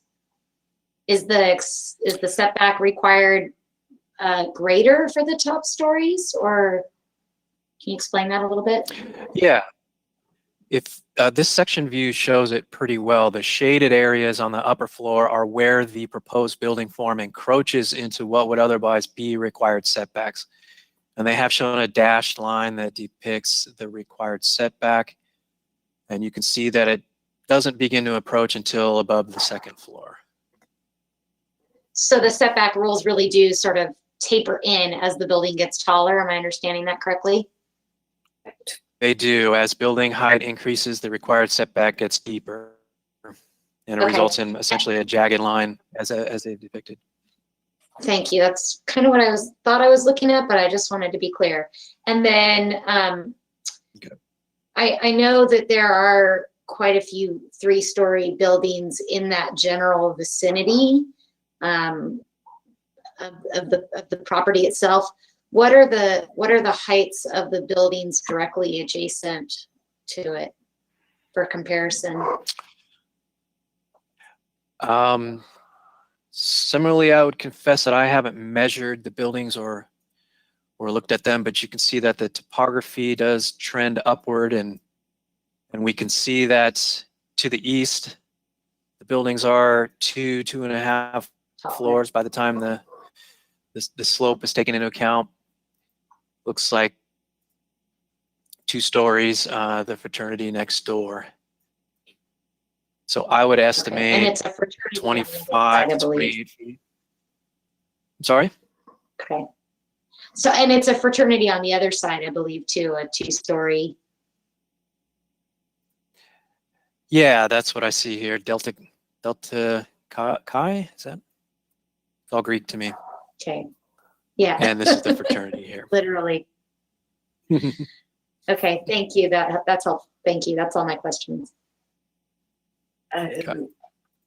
I see no other questions. I just had a quick question on your condition 31. I have the one that was presented in our packet. Can you just explain what the changes that you're suggesting? The change to the condition is to allow for the community development director to have some discretion on the advice of our engineering staff as to whether a particular utility plan is going to be acceptable in light of the undergrounding requirements. So in general, we want to underground the utilities. In this particular case, that is possible to a certain degree, but based on how things are configured, some poles, a pole is going to have to remain. And again, the applicant can shed light on the details of that utility plan. But complete undergrounding, as the standard would suggest it strictly, may not be possible or feasible here. And so if we can give the director the discretion to say for this site, this mostly undergrounding plan is acceptable, that's how the condition is suggested to be reworded. Thank you. Is there an applicant presentation?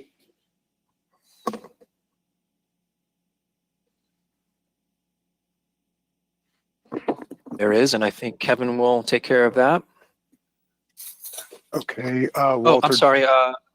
Yeah, there is no presentation from the applicant, but Chuck Francoeur and Ashley Burke are here to say a few words about the application. Okay, I'm working on opening up their mics right now.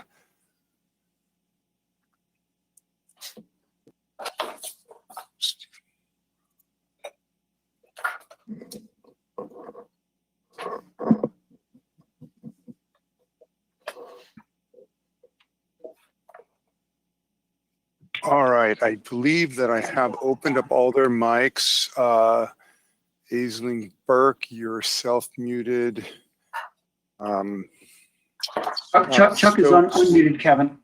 Okay, perfect. So your other applicants are unmuted, but they may have self-muted themselves. So That's fine. Good. All right, perfect. So good evening, commissioners and Madam Chair Venethara. This is a simple lot split to allow us to conform with the existing zoning, the actual property zone for right now, which is R4. There's presently a 4-unit duplex with an attached carport that was actually built back in 1960. We're proposing to actually demolish those existing units, and they should have been demolished many years ago, I might add. We have actually told, unfortunately, the fraternity, much of through their chagrin, that we're not renewing their lease. So they have vacated the property. The adjoining property to the east of the site, because I'll just call it north facing the property, let's call it north and south, is an existing fraternity, and it sits about 7 to 8 feet above our existing grade where our retaining wall separates our 2 properties. The property to the west of us is another, it appears to be a 2-story, but on the backside, it's a 3-story apartment building because it steps down on the grade because the site slopes from east to west downhill. So I've met with Roger Maggio, I've met with Hal Haniel on site, as well as PG&E in terms of their design engineers. So let's just go to the fact that this was an old county road inherited by the city. So there are very specific design constraints that are impacted because of the old design standards that we inherited back from the 60s in terms of how all the properties on this cul-de-sac were actually developed. So when I met with Roger and I met with Hal, we went out there and looked at the existing design standards for the city, and they said, this is not going to work. Because essentially, if I were to build the property to the quote design standards of the city, there would be like a lake to the northeast of us that would not get the water out. And Walter, that's a perfect picture right there with that pickup right there. So all the water would pool there. So what Roger, specifically Hal, have said, don't touch anything.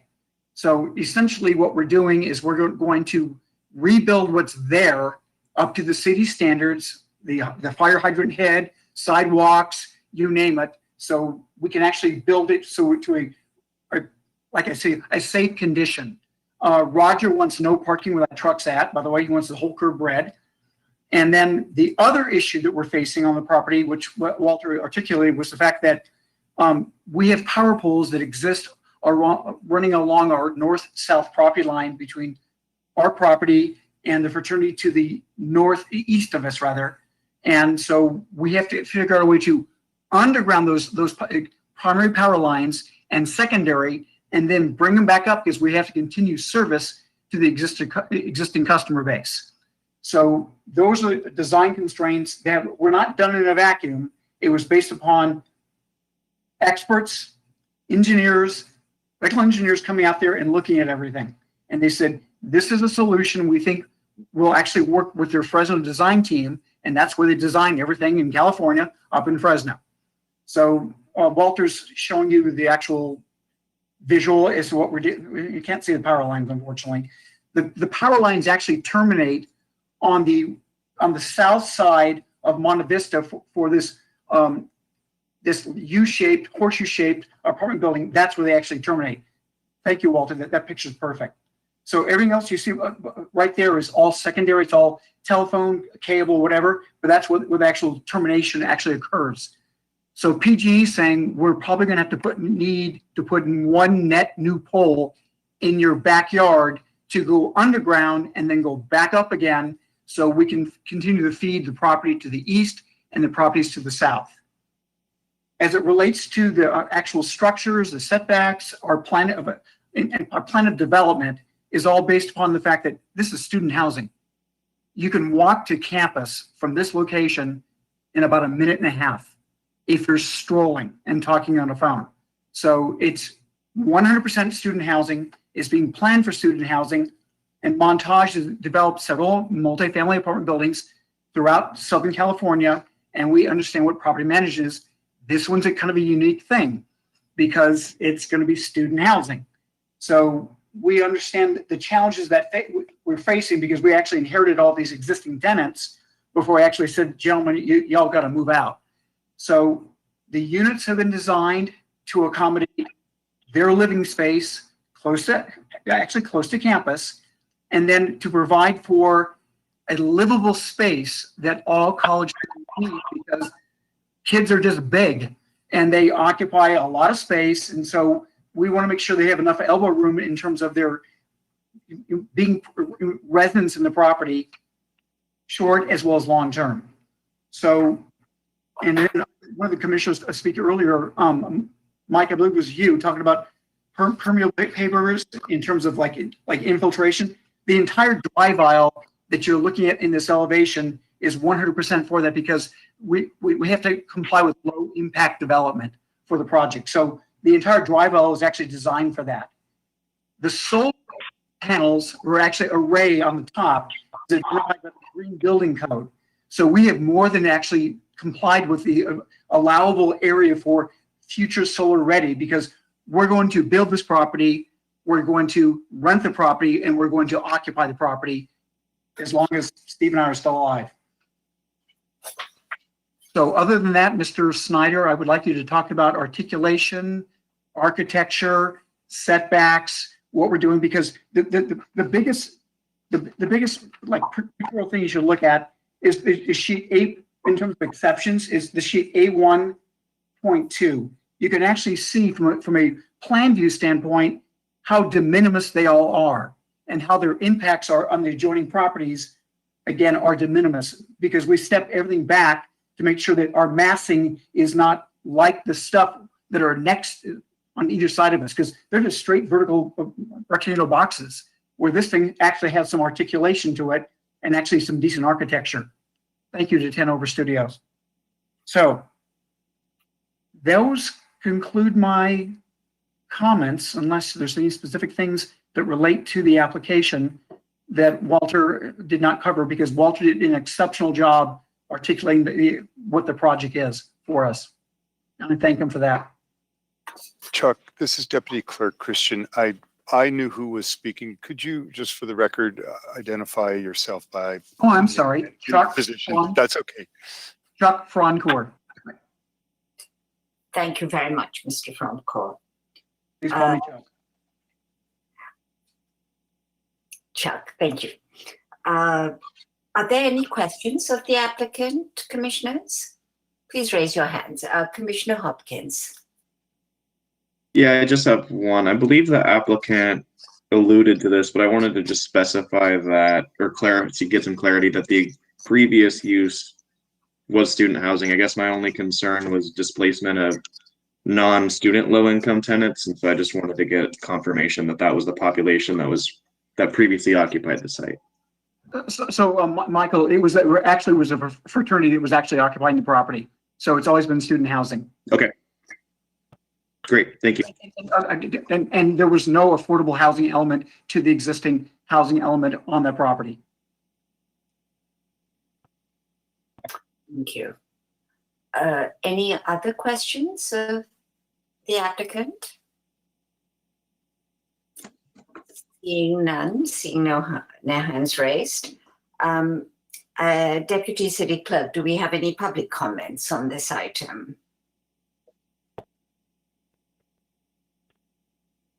I am not seeing any at this moment. Let's just give everybody a chance again. If there are members in the attendee list that are interested in providing a comment, please go ahead and either raise your hand or type a question in the box. We'll give you half a minute or so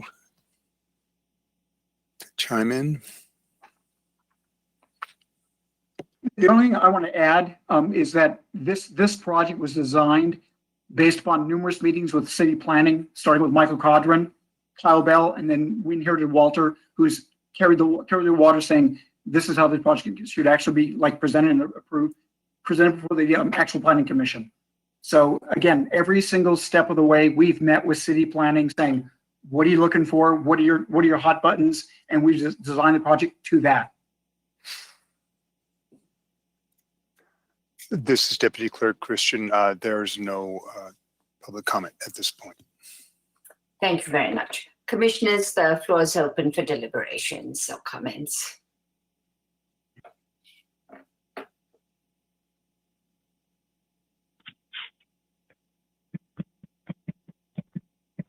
I guess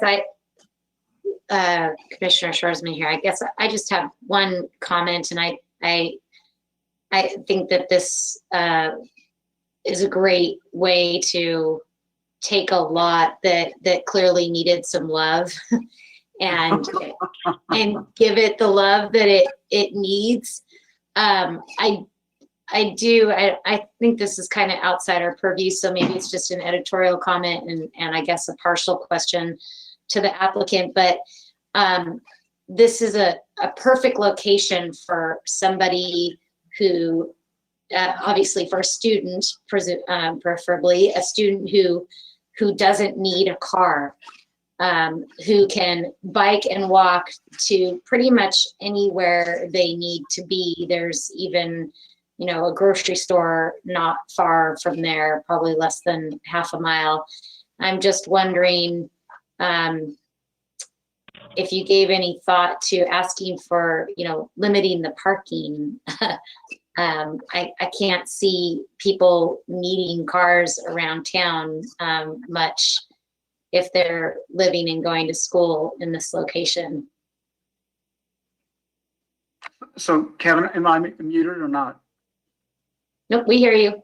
Okay, so Commissioner, so the answer is, we have to build the building. You build it from the ground up. And so we know what the code requires in terms of parking. So that's the reason we have this shared parking agreement between building 1 and building 2, because based on bedroom counts, the code says you must have this. I agree with you. We actually had extra bike parking areas on the site, and they're saying, you're probably making it look like there's going to be too many kids here, but we're property managers, we're by ourselves. So we actually make sure the occupants are the occupants.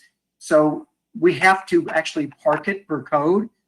I would like to get rid of some of the parking, but I can't because the code requires it. And again, it's all about anticipation. If you looked at some of the photographs that you saw from the prior slides as to what it is today, there's way too many cars on site already, and there's no parking for them. So unfortunately, people have too many cars, and parents will give their kids cars, and they got to be parked someplace. And it'd be best if they were just in a garage that closes, and it's not like this eyesore you're looking at right now. Thank you, Walter. Because that's what the eyesore is right now when this place was occupied by the gentleman who used to live there. This is Joel Snyder. Can you hear me? Yes. I just wanted to chime in here too real quickly. On this particular project, we don't have a mechanism to allow us to limit the number of parking stalls. And I just do want to, note that we did spend a lot of time trying to make cars not the primary focus of this building. And we did work really diligently and hard to do that. And hopefully we're tucking cars away, even though they still need to be there. But there is a lot of bike storage, and all these spaces are EV ready as well. So I just wanted to point those important caveats out. You did a great job with that. Thank you. I don't see any other hands. Yeah. Commissioner Wilkin? Yes. I think that in my view, the project is consistent with the zoning regulations and other standards. I think the exceptions to the lot width and the lot area are justified by the unique shape of the lot, and they're minor, so I don't have a problem with that. As far as the setback exceptions on the upper floors, I think those are fairly minor and they don't adversely affect the adjacent property, so I'm okay with those setback exceptions. I think they're up to 1 to 3 feet, if I recall, in that range. I will take an opposite tack on the parking, though. In my view, the site is actually underparked, and the reason I say that is if you look at the floor plans, you'll see that each 4-bedroom unit is actually designed for double occupancy. And we've come across this on several other projects, and the city council has approved those projects with that configuration. So I'm not arguing or advocating for changing anything, and I think our hands are pretty well tied.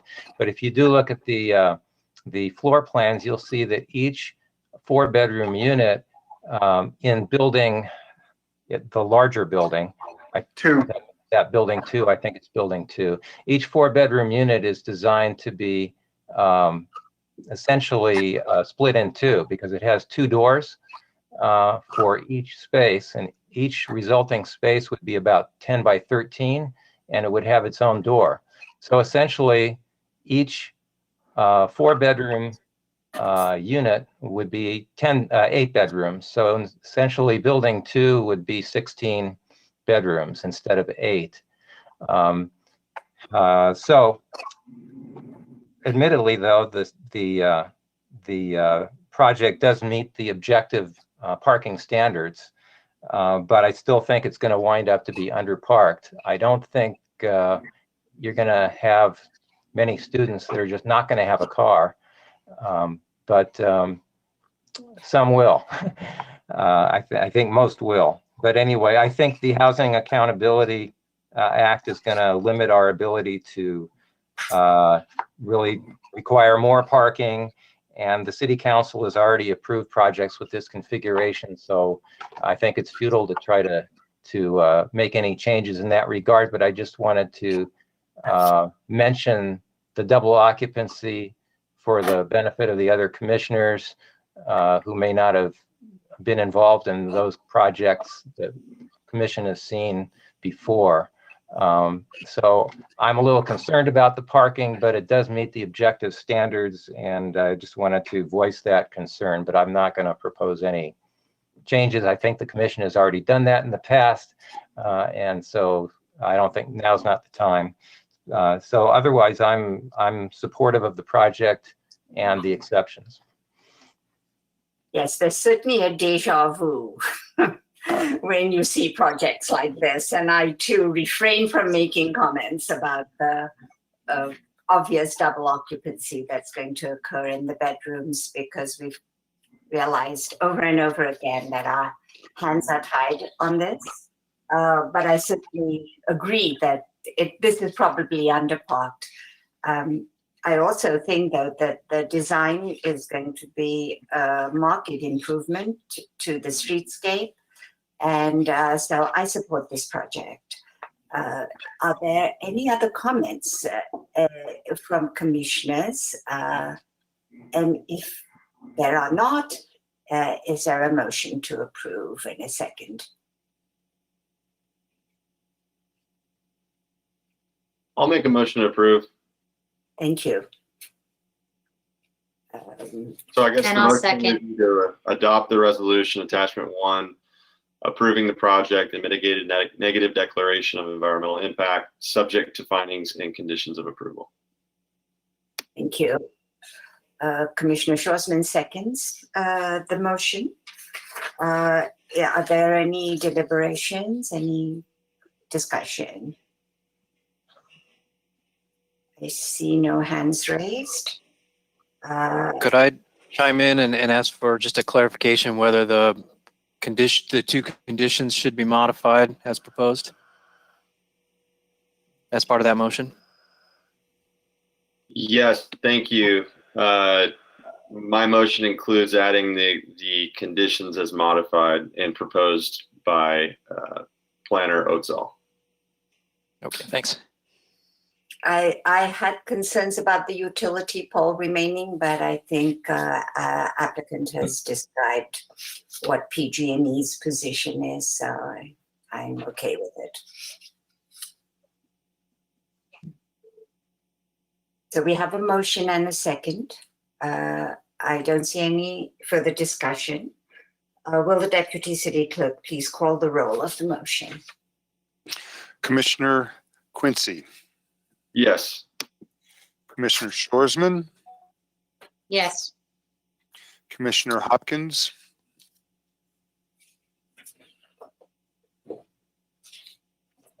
Commissioner Hopkins, Yeah, can you not hear me? No, couldn't hear you. Yeah, you're Yes. good now. got it. Thank you. Okay. Commissioner Wolkin, Yes. Vice Chair Jorgensen, Yes. Chair Dandekar. Yes. Motion passes. Commissioners, it's 8:15. I suggest we take a 10-minute break before we go on to the final item, because it might be a lengthy item.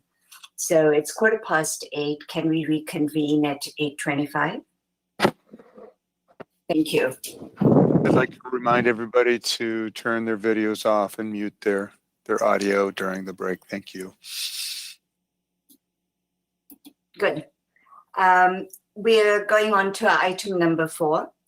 The public hearing item before us is to review a project located at 3065 Luca Lane. It is an affordable housing project and is requesting a density bonus and a reduction of setback requirements. I'd like to ask planning commissioners to raise their hands if you've had any ex parte disclosures related to this project or contact with anyone who's provided information to you which is not on the record. I see no hands raised. So I think we can proceed. Would Assistant Planner Kyle Van Leeuwen please present the report? Okay, good evening. Can everybody hear me and see the first slide here? Yes. Okay. So as stated, we are reviewing a new inclusionary housing development consisting of 5 two-story structures containing a total of 38 low-income affordable units, community room and leasing office on a site designated for affordable housing. It does include 2 incentives, 89% density bonus, and a reduction in setbacks. PC review is due to the fact this is a new residential development of more than 10 units, which require, and the request for a density bonus as an alternative and the alternative incentives do require Planning Commission review. Purview of Planning Commission is to review the project in terms of its consistency with the general plan, the Margarita area specific plan, zoning regulations, and applicable city standards, and evaluate the requested density bonus and incentives. The project site is a part of the Margarita area specific plan highlighted in the upper left. It does, the project is on 7 lots within that area as highlighted in red there. The project is as I stated, 5 new 2-story residential buildings. There's a community room and leasing office, play area, 44 surface parking spaces. Vehicle access to the site is via Luca Lane, which is a private drive. And there is bicycle and pedestrian access from Vincenzo Drive via pedestrian trail that is east of the site and runs parallel to a creek and drainage to the east. This project site, as shown here, has 1 entrance through Luca Lane that'll wrap around and provide access to the parking spaces. There's a total of 5 buildings shown as stated. Here's a view of the main elevations of the buildings to show what colors and materials are proposed. As far as the project, there is an 89% density bonus. I believe there was a comment that during the architectural review, this was stated as an 80% density bonus, and that was correct. During some in-depth staff review leading up to the Planning Commission meeting, we found that the map that the applicant was using was slightly inaccurate to the final map that was approved, and therefore the density bonus was increased from 80 to 89%, and that's the reason for the 89% today. And the request does include to allow a 4-foot setback where 5 feet is normally required in the plan development area. I did want to mention that this year, a new law took place passed by Assembly Bill 1763 affecting Government Code 65915. And it does state that projects that are 100% affordable can receive an 80% density bonus as a standard incentive.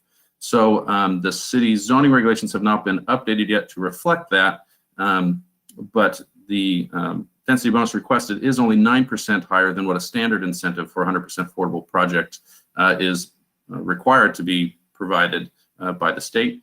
That government code also does provide us with the language that the development for a 100% affordable project, that the on-site parking may be provided through tandem parking, which the applicant has chosen to do as well.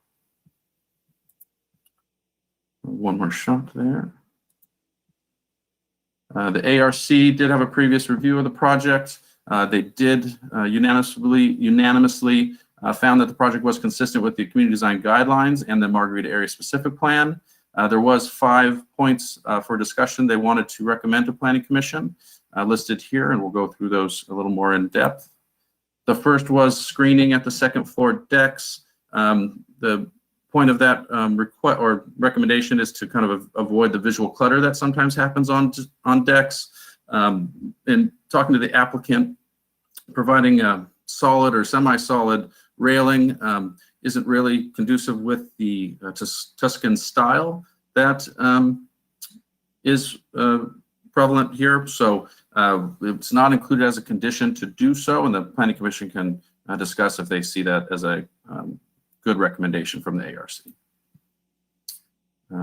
Also, they wanted the Planning Commission to consider speed controls or traffic calming measures. Staff did include a condition essentially requiring a speed bump or some other form of traffic calming measure at the entrance of the site to in response to that comment.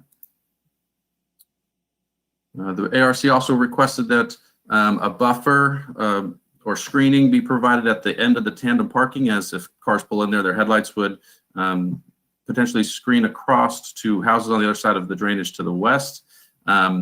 The applicant actually has included that on their updated set of plans, although they have changed the railing or the wrought iron fence around the edge of the perimeter to a solid fence. Wrought iron open fencing is actually required along the property line.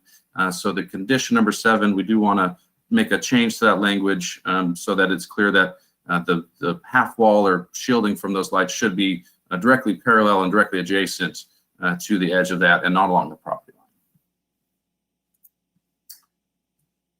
line. ARC also wanted the Planning Commission to consider connectivity and circulation of public transit. Specifically wanted to know if there was a chance to add a pedestrian trail to the east and find out about transit stops. There are no current changes to routes for buses right now.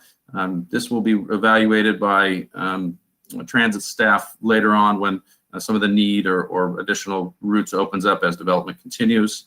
And again, the pedestrian access to the west, as that would require crossing an area that's designated conservation open space, and is probably in violation of a mitigated negative declaration. It is not recommended by staff that we include any additional pedestrian access to the west. There was a statement to consider expanding the landing at the top of the stairs here on building 1 due to some constraints of requirements that the applicant has for certain sizes of the units. They did not make that change. The way up those stairs is partially covered, and it would be up for Planning Commission just to discuss if that's really a necessary condition. The idea was to provide some additional coverage for rain, I think. There's been some questions about how the location of this and the access from a private drive was came to be. In 2007 was when the original tentative track map was approved. At that time, it was identified that these sites in the middle of this location, which is serviced by a private drive, was approved and identified as the location of the affordable housing. I do want to state that it is not only a requirement of the tract, as the city does have inclusionary housing requirements, that the tract provide for affordable housing. There's also a requirement of the Margarita Area Specific Plan. This portion of the tract, the Toscano tract, as the larger project, this is not a separate project, it's just a piece of the tract development that was approved, just being handled by a separate entity than the rest of the development. Originally in 2007, the site, which is highlighted in blue for the 5 lots that were identified for affordable housing, up to 26 or at least 26 units of affordable housing. There was also 2 sites highlighted there in reddish pink that were actually going to have 6 additional condo or apartment style type units. I just bring that to light because at that time, the private drive was approved, reviewed and approved to give access to 32 multifamily units with that original approval. In 2016, there were some changes made to the final map being recorded. At that time, the identified lots were as shown here, again, taking access from the private drive. In 2017, due to some changes in the northern property line, the property developer had to designate 2 additional lots to equal 7 lots, as we're working with today, to maintain the proper area to develop those at least 26 units of affordable housing. Again, as proposed today, with the density bonus is 38 multifamily units. The private drive will give access to these 38 units, which is 6 more than what the original tract approved from the approval of the original tract map. I do want to also make a statement that the Toscana website for the development clearly identifies that the location of the future affordable housing is where it's being proposed today, taking access from Luca Lane. One question did come up from the public about creek setbacks. In doing some digging on this, the center area of the development, let me go back real quick. So everything in the center here is a planned development as a PD overlay and to the zoning. As part of that PD review, it was found that the approved modifications, the development essentially took into account the proper setbacks for the creek drainage ways that were there. So the successful mitigation of environmental impacts, that the approved modifications to the development standards and zoning regulations, which was approved by the PD overlay, are necessary and appropriate to accommodate a successful mitigation of environmental impacts, because doing so enables concentrating more units within the central portion of the site to achieve higher densities prescribed by the Margarita Area Specific Plan, while allowing the open space lots to be centered on the alignment of the 3 drainage ways in their natural state. So the buffer area that we usually say is a creek setback was incorporated into the approved lot lines around those creeks. Furthermore, in the Planning Commission staff report from 2007, staff did make a statement in their staff report that the subdivision design shows roughly 10 to 20 foot setbacks from the top of creek bank or edge of riparian vegetation, so that the building envelopes consistent with the zoning regulations for creek standards is already accounted for. So there is no creek setback that would apply to the PD itself, or creek setback requirement, I should say. So at this time, staff will wrap up its staff report.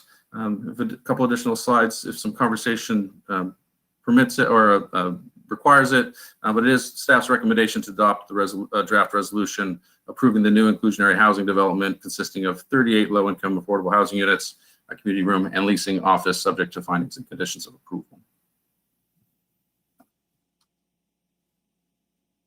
And that concludes staff presentation. Thank you, Kyle. Commissioners, do you have questions of the of staff? If you could just raise your hand if you have a question. Commissioner Jorgensen. I do have a question or two, but I did also want to say that when I went out to the site, I ended up having a conversation with a property owner right across from the development, whose name was Gail Riff, and she's also written a letter. So I wanted to make clear that I heard her concerns. So the first question in my mind is how the tandem parking assignments of parking works to park everyone on the development in the project. That is, it's there is language that the 14 tandem spots will be assigned, the 2 spots will be assigned to particular units. It's in condition number 18. And I'm just trying to understand how that, if 2 are assigned to some units, how does everyone get parking? I don't understand how that kind of plays out. So I'd like to hear more about the thinking about the amount of parking available, maybe, and what's going on here. Sure. So projects that are 100% affordable, can have a standard incentive that says they can provide parking at a rate of 1 space per unit. Right. And so the idea of that is not that each unit get assigned a space. That's a rate of what's required, essentially. And this is backed up, I believe, by nationwide standards for affordable housing, which states that, on average, 1 space per unit meets what is needed for affordable housing development. So in that regard, that's an average. So it would be expected that some people in this development do not have a vehicle, and that for every person who does not have a vehicle, somebody will have two. And so that gives us the rate of 1 per unit. It's not required that it be one designated identified spot for every unit, so that 1A, 1B, and all that.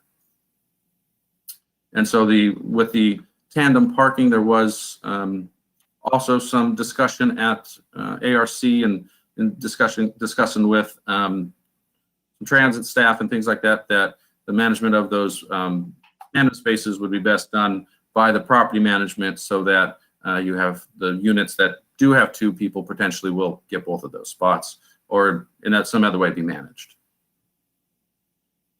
I see. So it's the word average that makes all the difference there, I guess, then. Got it. Thank you.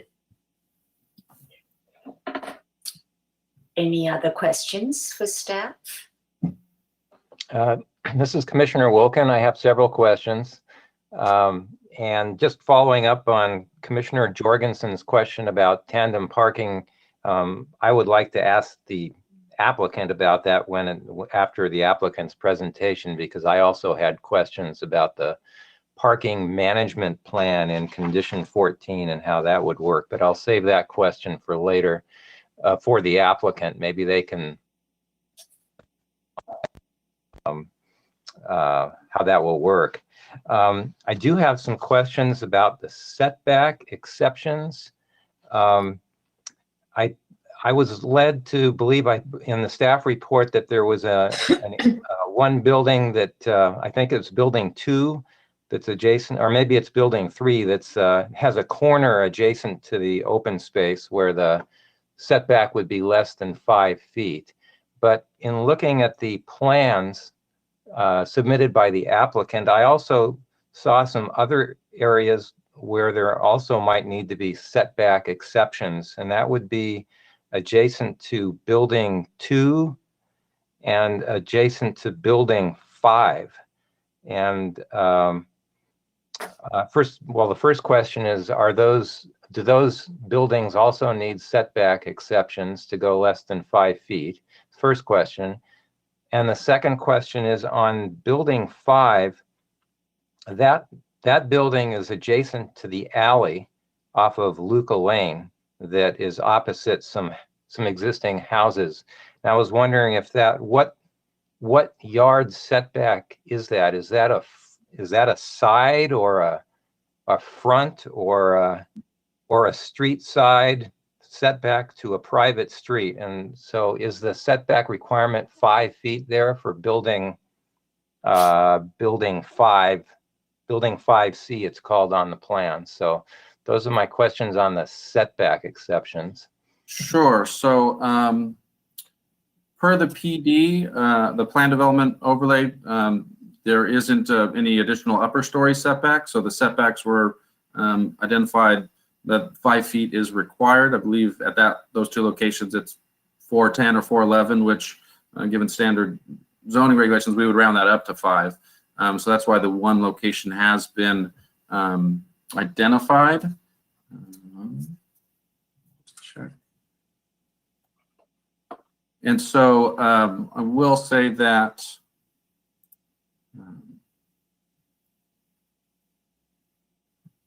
for the location here, as I mentioned before, there was some discrepancy in the map they were using, and this is actually the location of that discrepancy. Originally, the plan showed that the property lines actually went down the middle of that street, and therefore there was obviously ample setback, but from a middle of the street property line. And so the actual property line does run along actually the edge of that way.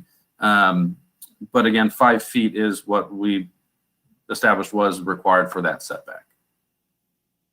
Okay. All right. So is there a front yard setback on this property, or a front yard on this setback, or are they all sides? Or I would have to review the PD language one more time just to make sure I'm not misstating, but originally the review was those were side setbacks. Yeah. Okay, so back to my first question, is there just one building that's for that an exception is being requested, or are there three? So staff identified this corner here as being 4 feet from a property line. And therefore that is the location that clearly is not meeting the 5-foot setback. And that is the location that does require the setback of less than 5 feet. What about building 2? Seemed like on the plans, it looked like that required a setback exception.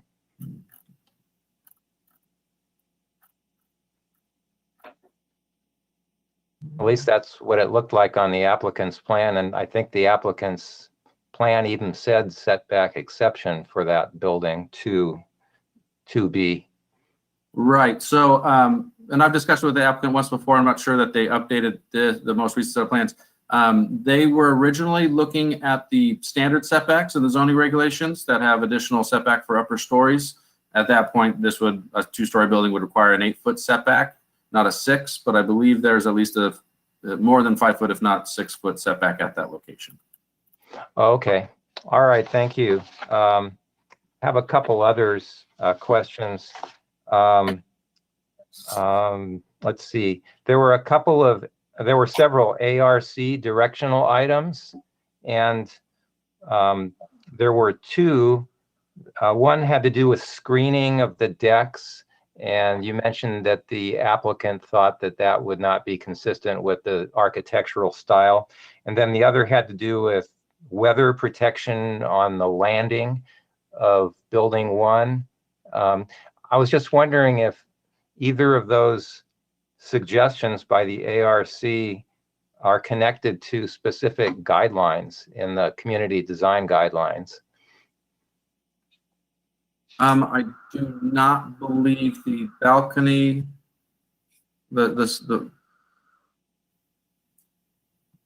I'm fairly positive that the one for the balcony would not be something directly from a community design guidelines. For the landing,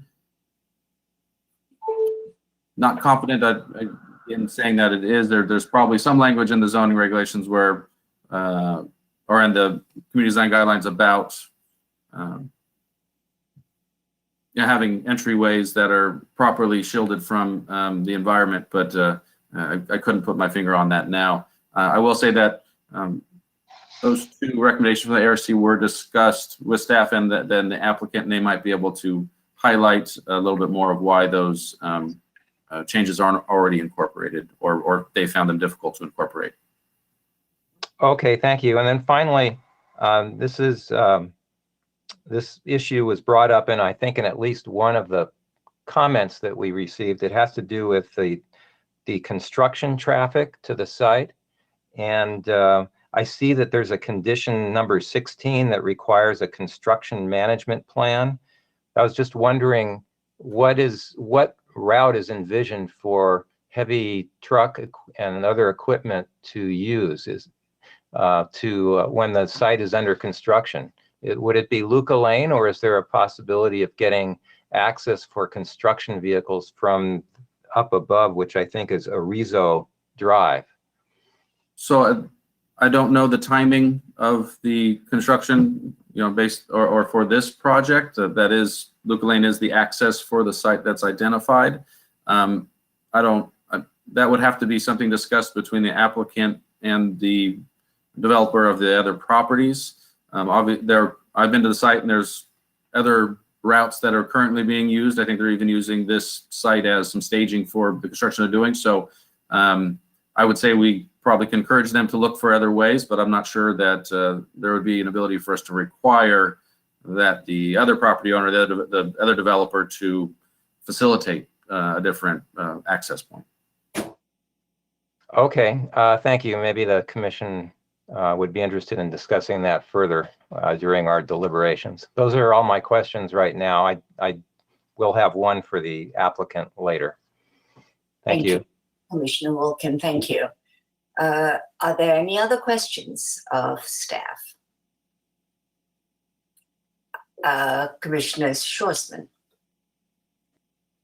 Yeah, I just had a couple clarifying questions. On those 5 ARC directional items, if I'm not mistaken, in the resolution, 2 have been addressed. One is the speed calming on Luca Lane. Sorry, I almost said Lucia Lane, but Luca Lane. And then the other one is the buffer between the tandem parking and the neighboring properties. Is that correct? Correct. The other 3 are not really addressed in the current resolution, correct? Sure. One of them was kind of just highlighting that they wanted the PC to discuss. That was the connectivity and transportation aspects of the, so that there wasn't really a direction to potentially condition the project. And the other 2, as I mentioned, in discussing with the applicant, they did voice that it might be difficult for them to reach such a condition. So we, instead of writing it in for a proposed resolution, we just highlighted the PC to discuss. Okay. And then the, this is kind of related to the question that I asked you earlier today when we spoke about where the, excuse me, where the bike parking might be located. I don't know if that's better addressed to the applicant or if you want to try to answer that. Sure. So as the affordable housing section has its own parking standard, which states that for 100% affordable housing projects, 1 bicycle parking space and 1 vehicle space can be used.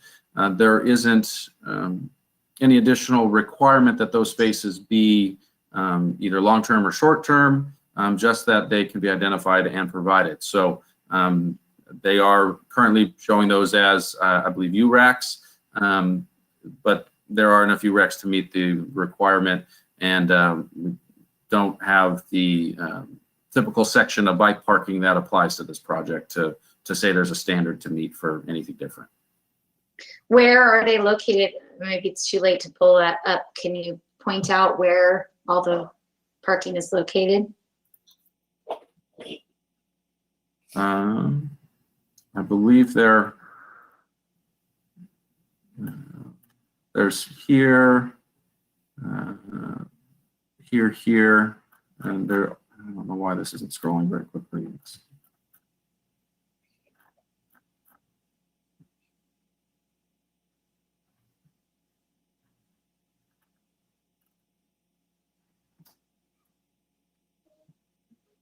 Not getting a very responsive computer here. Glitchy all of a sudden. There we go. Okay.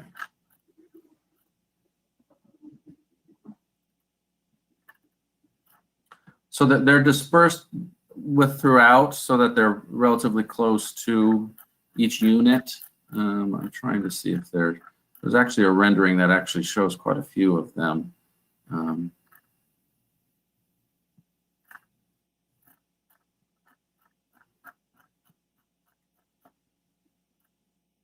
So yeah, there's some URACs. I think there's some on this side here. Here we are, a few more identified. Generally, there's no towards the corner of those buildings. And were you saying there's no specification about what type of rack they should be?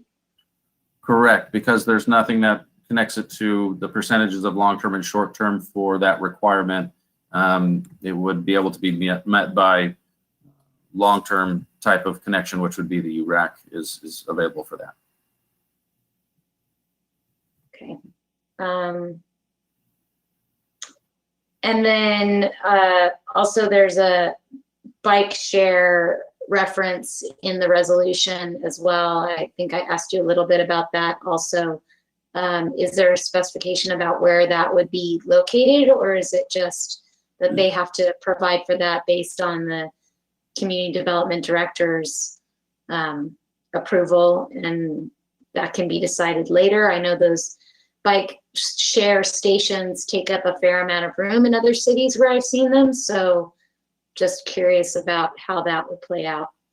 I did have a short conversation with somebody from the applicant team, and I believe they indicated that the idea for right now might be that there would be some area in the community room that those bikes would be kept so that they're secure. But I would let them expand on that further if that's an idea or something they've decided is going to be the way to do it. Okay, that's all I have then. Thank you. Thank you. I'm not seeing any other hands up for questions of staff, so thank you, Kyle. If we could have questions of the if we could have the applicant presentation now. Is there an applicant presentation? I got to turn mine. Yes, there most certainly is. There we are. Okay. Okay. We'll get the other one up. Your presentation there. Okay, go ahead. Thank you. My name is Scott Smith. I'm the Executive Director of HASLO, the Housing Authority of San Luis Obispo, and just wanted to thank you all for taking the time to consider our project tonight. As you were briefed, it was approved by ARC, and we're excited about it. We think it's a great project. We think it's a beautiful project, and we've done our best, and we believe that it complies with all the state policies, ordinances, development standards, and incentives, as well as state law around affordable housing. We believe we comply, and so we think that it's a good project, essentially. And I'm going to let Joel Snyder turn it over for the real technical presentation on the project itself, our architect, in just 1 second. But I want to give you our context that we're looking at this also. Aside from just being a beautiful project, you do not get affordable housing projects before you very frequently. They're fairly rare. The need is greater than ever. As you all know, we read about it, we hear about it. But in our role at HASLO, we see it. We eat, breathe, and sleep it every single day. And it's actually only gotten worse since COVID has hit, but it was bad before that. When you hear about affordable housing and you hear about somebody who has a problem with it, you think you can just call us up or you call another affordable housing provider and things will be fine, but they're not. They're literally every affordable housing property and every affordable housing program and all kinds of emergency assistance have long waiting lists. And so almost typically the best answer you're going to get is you need to get on the waiting list and wait in line. But oftentimes that waiting list, oftentimes the answer is we're not even taking applications because the waiting list is so long. It's and we do the same thing, that the waiting list is closed because it's years before there's going to be movement. So the need is very, very large, and that's represented in your own general plan housing element document that you just recently reviewed and will be adopted by this December by your council. Just in the low and very low income need that we need to meet new housing units in this city by 2028. We, meaning the collective, us in the city, we need 1,345 low and very low income new housing units added. That's a big number. And this project is going to help meet that and is also contemplated as being in that element and helping to meet that need. And lastly, I just want to mention our timeline because that was asked about a little bit. I think I'm thinking that best case scenario that we're able to start construction in a year to 18 months, and I'll explain a little bit about that. But timing is so important to housing, as you hear all the time, I'm sure, by developments that come before you. But it's even more important to affordable housing because affordable housing is it's even more cost sensitive than market rate housing because it cannot absorb the additional holding costs associated with extraordinarily long timelines.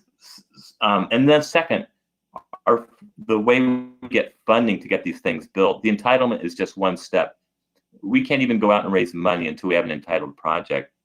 And so we plan our projects around these timelines, and we did with this one as well. So we submitted the development plan application to the city in around February of 2020 this year. And we got to ARC hearing in June of 2020. And now it's September, and we're at the Planning Commission, which we're really excited and appreciative of. But 30 days from now, October, it's the federal funding one time a year deadline to apply for all the home and CDBG funds that all affordable housing developments need to obtain in order to proceed. We can't even get to first base with that application unless we have an entitled project. So we're hoping that we have an entitled project by this October of 2020. If we don't, it's going to literally set our project back an entire year, because we can't go out and leverage. It's all about leveraging. We cannot go to the state and leverage tax credits and other funding programs unless we get these local federal funds committed, like home and CDBG and other sources. And that's a once a year possibility. That opportunity is an annual funding cycle. So timing is important to us on this, and I want to emphasize that to you. And with that, I'm just going to turn it over to Joel Snyder with 10 Over. Thank you, Joel, for designing a beautiful project. And Joel's got a little presentation he'd like to take you through as well. Thank you. Thank you. Thanks, Scott. Can you all hear me? Yes. Great. Much appreciated, Scott, and thanks for the great introduction. I'm not going to belabor this presentation too long. We, especially speaking about the architecture, we had a lot of letters that were supportive in terms of the architectural style and scale of these buildings and how they were sewn nicely into the neighborhood in that regard. And as I go through this presentation, I will try to address the questions that you all came up with, but please don't hesitate to stop and ask me any questions along the way. But, I think we worked really hard to make sure that the scale of these buildings was, really as close as we could get them to the scale of the adjacent buildings in the neighborhood. And that means height and footprint. And then, as you can tell probably from the renderings you've seen thus far, even the style. So we really tried to make these feel like they were in the Toscano neighborhood and really a part of the neighborhood. And obviously that's something that's so important for affordable housing. So again, that overall goal was, smaller buildings. They're 2 stories. They're 8 units per building max. They're 28 feet in height rather than the 35 feet allowed. And again, the project is now taking in concession for higher density due to the shuffling of the lot lines. The project is providing a nice pedestrian connection to that nice greenway that's there. That's kind of a cool amenity for this project and a cool amenity for that neighborhood that doesn't exist in other neighborhoods. So in addressing parking, the project is taking a few setback exceptions, and that is to really allow us to get the parking that we have, and to get the access that we have, and to get the fire turnaround that we need and the appropriate access into this site. So, these things are always a puzzle. We've got we have 5 buildings here. 4 of the buildings are identical, and that's essential for the constructability of this project. And as you can imagine, there's a lot of pushing and pulling and trying to get everything to work. So, we did have originally one bust kind of really down at that building 3A, where we're kind of close in that one little corner to the edge of the open space. And at the time when we thought the lot lines were in different places, we didn't have those other busts on the bottom end of the property there. But either way, that's a concession that we're allowed and we're asking for. We were asked by RC to put pavers in Luca Lane drive aisle, which we're now showing. And we were asked to provide a solid wood fence, or just, in fact, a solid fence at the tandem parking to block any headlight glare into adjacent properties. Of course, we're happy to do that. This is saying we're reserving the tandem space to reserve for 3-bedroom apartments, but this is probably a good place for me to jump in and just talk about Haslow and their management and how much of them is management and how many property managers they have and the time that they spend to do that. And that is something they can certainly have the facilities to manage, probably more than any other property owner in this town. So I think they can manage that parking and they're more suited to do that than anyone else. And again, the condition to add some traffic calming features. So we're of course more than happy to do that as well. This is a good time to talk about bike parking. There are 38 long-term bike parking spaces, 1 inside each unit, and an additional 12 short-term bike parking spaces in the racks outside of the buildings in various locations, kind of spread out. I'm not aware of any community bike plan, but I think that's something that the properties owners could entertain if they wanted to pursue that. Can I get the next slide, please?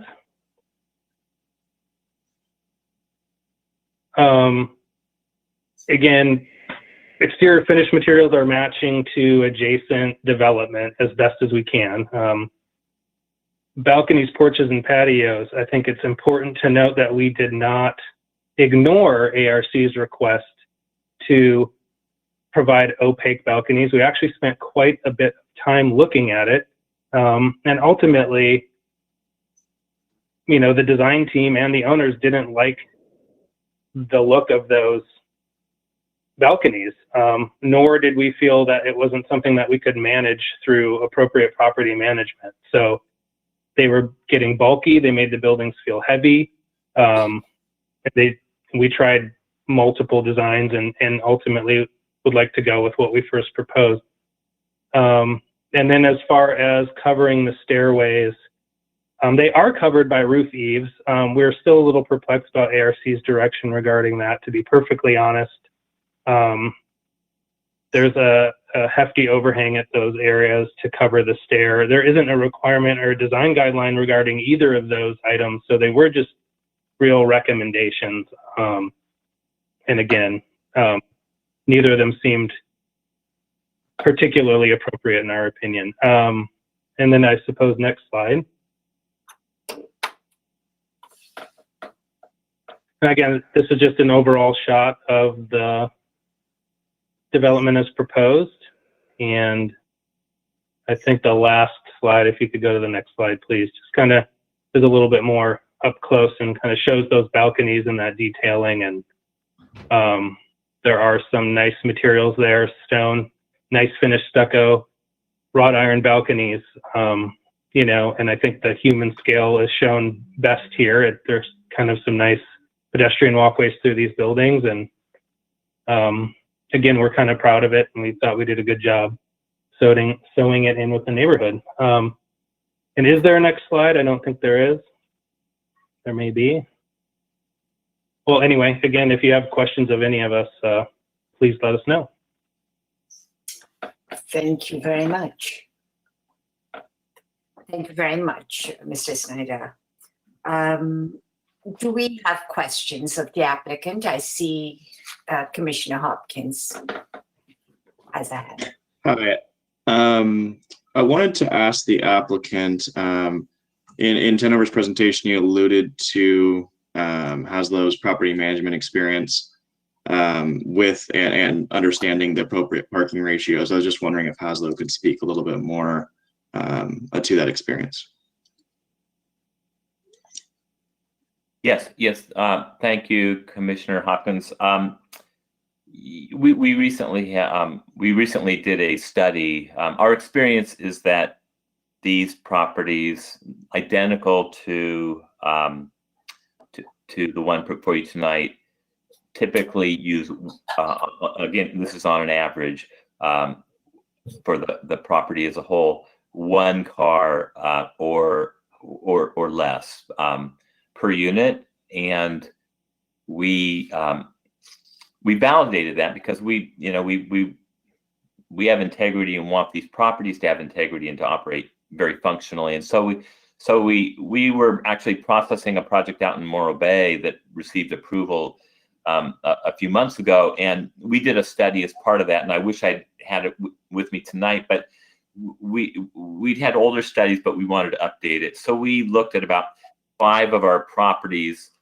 Family, again, it was a family development, because they had some 3-bedroom apartments in it. The one that was going through that other planning commission, and so we did a survey of around 5 properties in town here, and we surveyed them on several different days at 3 different times of day. I personally surveyed them, so we surveyed them before work. And there were several hundred apartments surveyed in this. So the size of the complexes ranged from 46 units to that was probably the largest. So they were all around 40-some 40-some unit properties. Anyway, surveyed them before work. Around 6:30, 7 o'clock in the morning, before most people would have left. Surveyed them. Kind of later afternoon, after school hour, to see what the experience was like, and then surveyed them again around 7 o'clock at night, around 6:45 in the evening, which we thought would be, a generous dinner hour. And the results that we had the most confidence in were the numbers that were at the the early morning hours and the dinner hours, and the results came up. Again, I don't have it by property, but the average at all those properties was less than 1 car per apartment. It was 0.8 or 0.9 or something like that. And some properties varied, but they were all hovering around that 1 car per unit mark. So it was validating to us that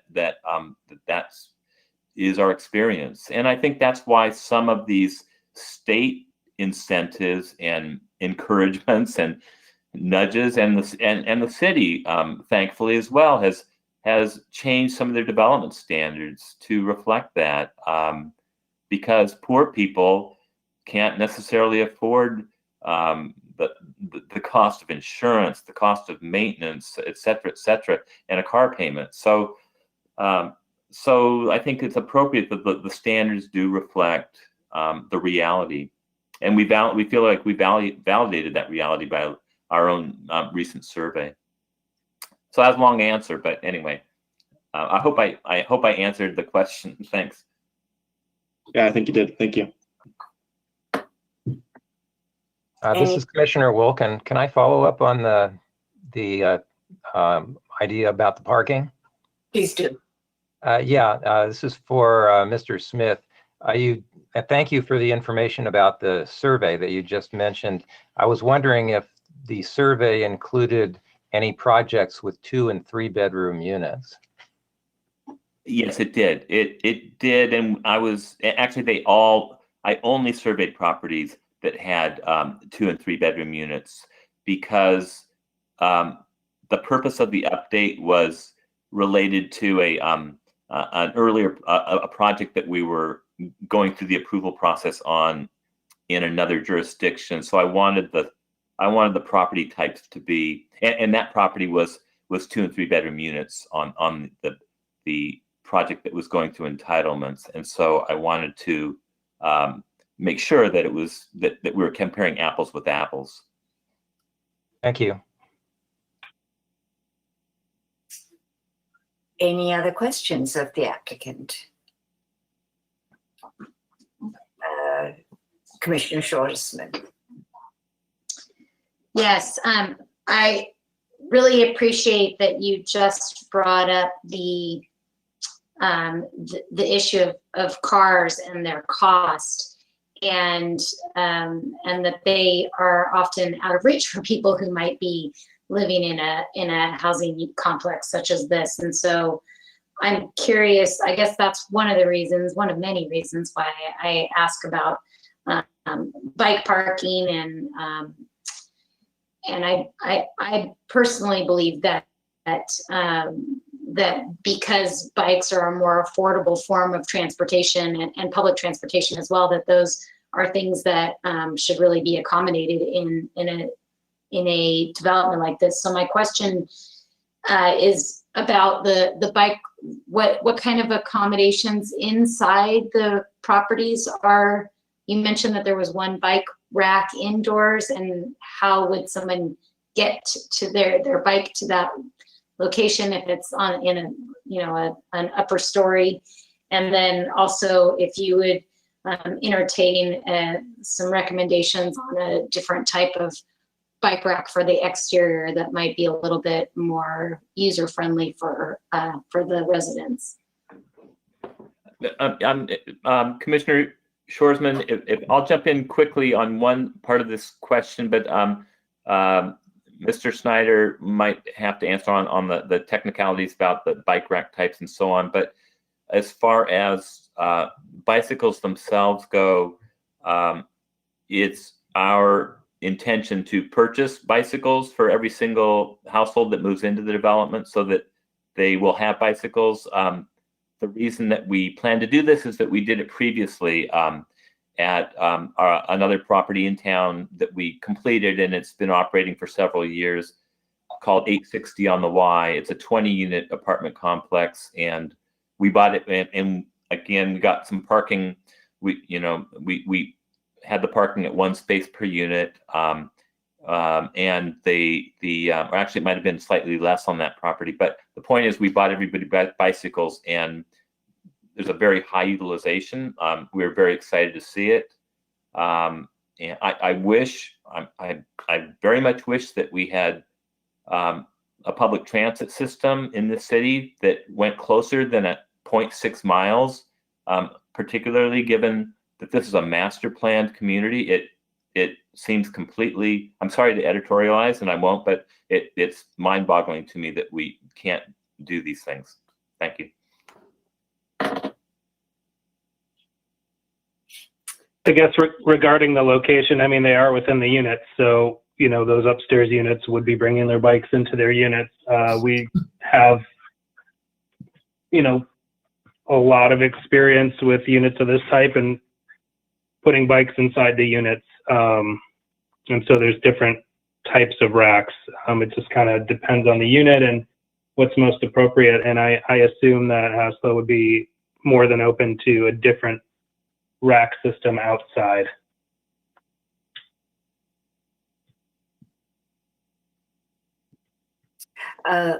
Commissioner Jorgensen. I wanted to ask a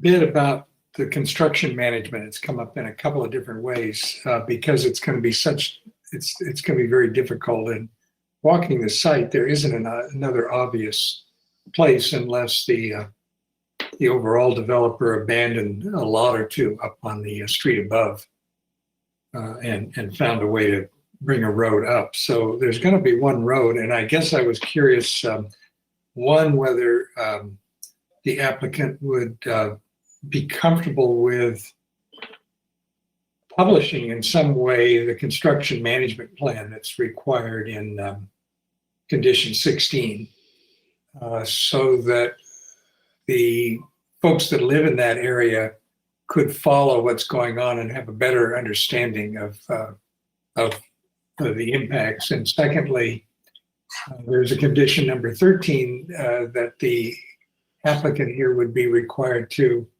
restore all existing improvements, which I imagine would easily include all the paving on Luca Lane after months and months of construction traffic and et cetera.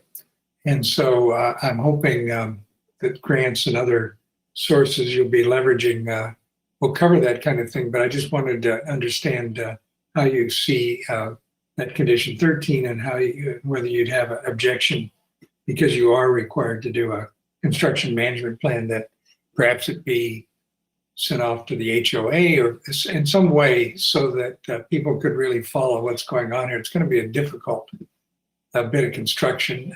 That's what happens. It's truly infill, and I'm first, I'll be excited to see this develop. I think it's a great place for the housing. It's just going to be difficult. So I just want to know how you felt about those conditions, Mr. Smith. Well, speaking for Haslow, we are very much happy to do that, as well as just keeping regular communication updates with the HOA and neighborhood about the stages of construction, what's going on, and so on. I wish that there were additional construction access other than Luca Lane, but from what I know about the lots to the north, things could change, but my understanding is that those houses are going to be completed more than likely before we're able to start. And so that's and restoring the improvements. Yes, we're aware of that. And so we will. Yeah, I'm disappointed. I just have to say I'm disappointed that the master developer of the subdivision was supposed to install all utilities to our site, and that didn't occur. The gray water line, or whatever you want to call it, for landscape irrigation did not get installed. So if we have to bring that line up, we're going to have to dig Luca Lane up. There's no other way around it, as far as I understand it. And that's going to be expensive and add to the project cost. Yeah. Well, good luck to you. Thank you. I don't see other hands, so my commiserations, Mr. Smith. Scott, when this came through and we saw the subdivision plan, I thought that it wasn't really appropriate to tuck away the affordable housing in the most inaccessible area in that site, but we couldn't prevail at that time, and I think you're suffering some of the constraints that come from the location. It's so tight. When you visit the site, you realize how tight it's going to be for construction. So my sympathies, but I have confidence in Haslow's ability to prevail because they're very experienced in this and have other projects around the city that demonstrate their competency. And I also really appreciated the comment about the bicycles that you purchased, because again, one of my concerns when we saw the plot plan was also the access to public transport, which is not very good from this particular location. And so the fact that Haslow is considering buying bicycles for tenants, I think, is just an indication of their good faith and good effort. I had a question, Scott, about the railing issue. I know that there's no mandate about the design, but I think the motivation that I saw out of Architecture Commission was that it's very natural if you have a large family and small space, you tend to use the balcony to keep your junk, keep the stuff that you don't need right in the habitable space. So I understand the aesthetic considerations about the railings, but I'd just like your frank opinion about sort of the aesthetics of having a lot of visible storage on balconies that could occur because of this design. Right. I mean, I think that our property management practice is to not allow for those kinds of areas to be used as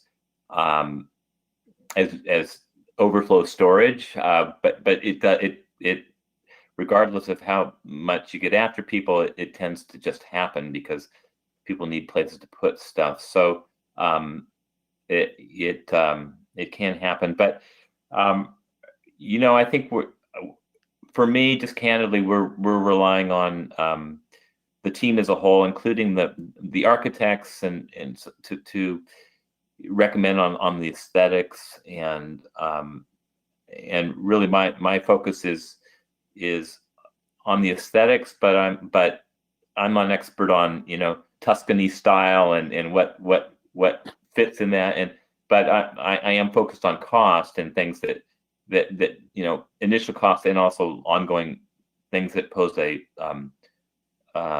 time consuming and expensive maintenance costs. So if something were going to fall into that category, it might be a concern. But I don't know if that's a good enough answer. I don't know, Joel, if I don't know, Hemalotta, if you want our architect's comments further on that or not, but I mean, I can. I think, you know, we did talk about a bit at length how, you know, some of your other projects do have the open balconies. It's, you know, I think we all know where the concern came from ARC. I think we're all very, you know, clear on that. And in fact, it comes up every time we go to ARC, if we have an open balcony, that we should have an opaque balcony.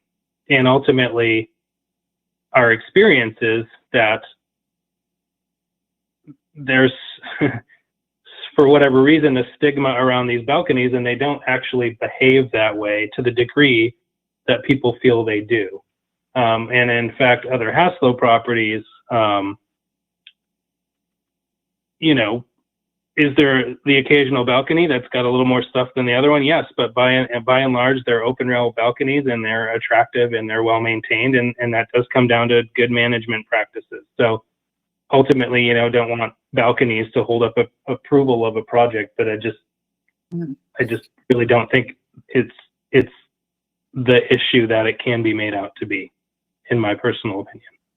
And I can say, Commissioner Dandekar, I can say that we do have house rules that are associated with our leases, and even in going as far as on front porches, you know, what you can, how many house plants, or can you have any kind of house plants gathered in these areas, and the same applies to balconies. It just, you know,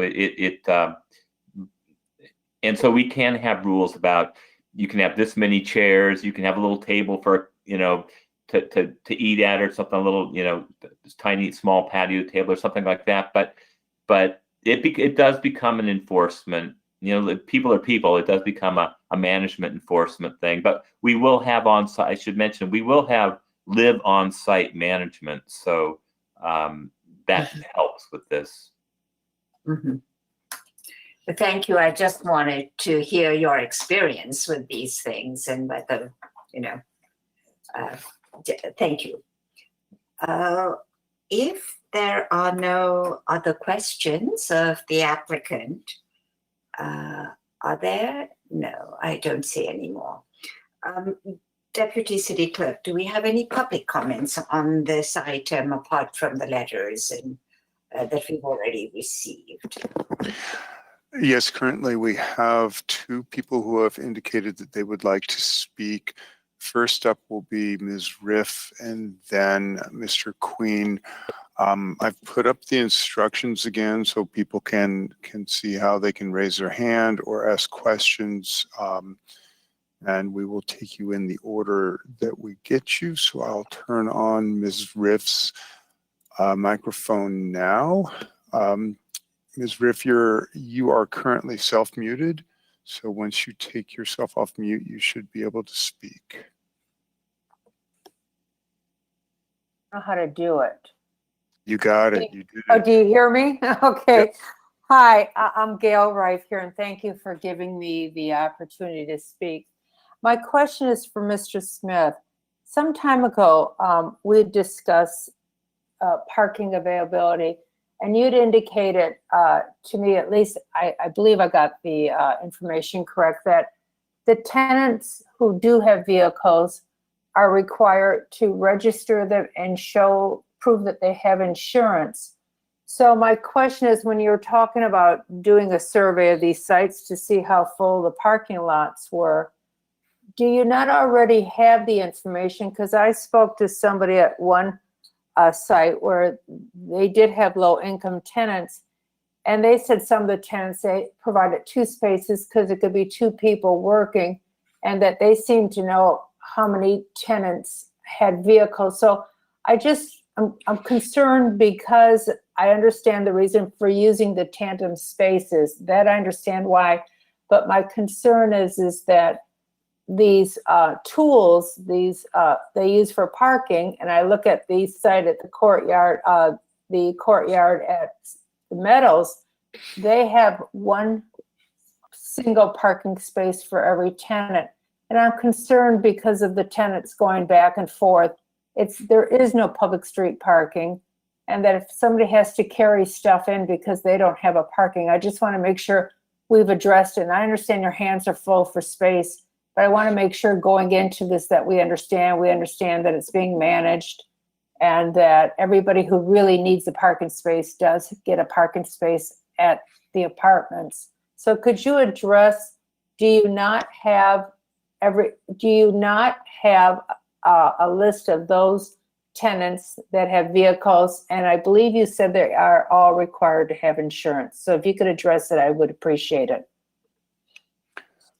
Ms. Reif, this is Deputy Clerk Christian. Generally, we don't go back and forth, but that's up to the chair if she would like to do that I'm differently.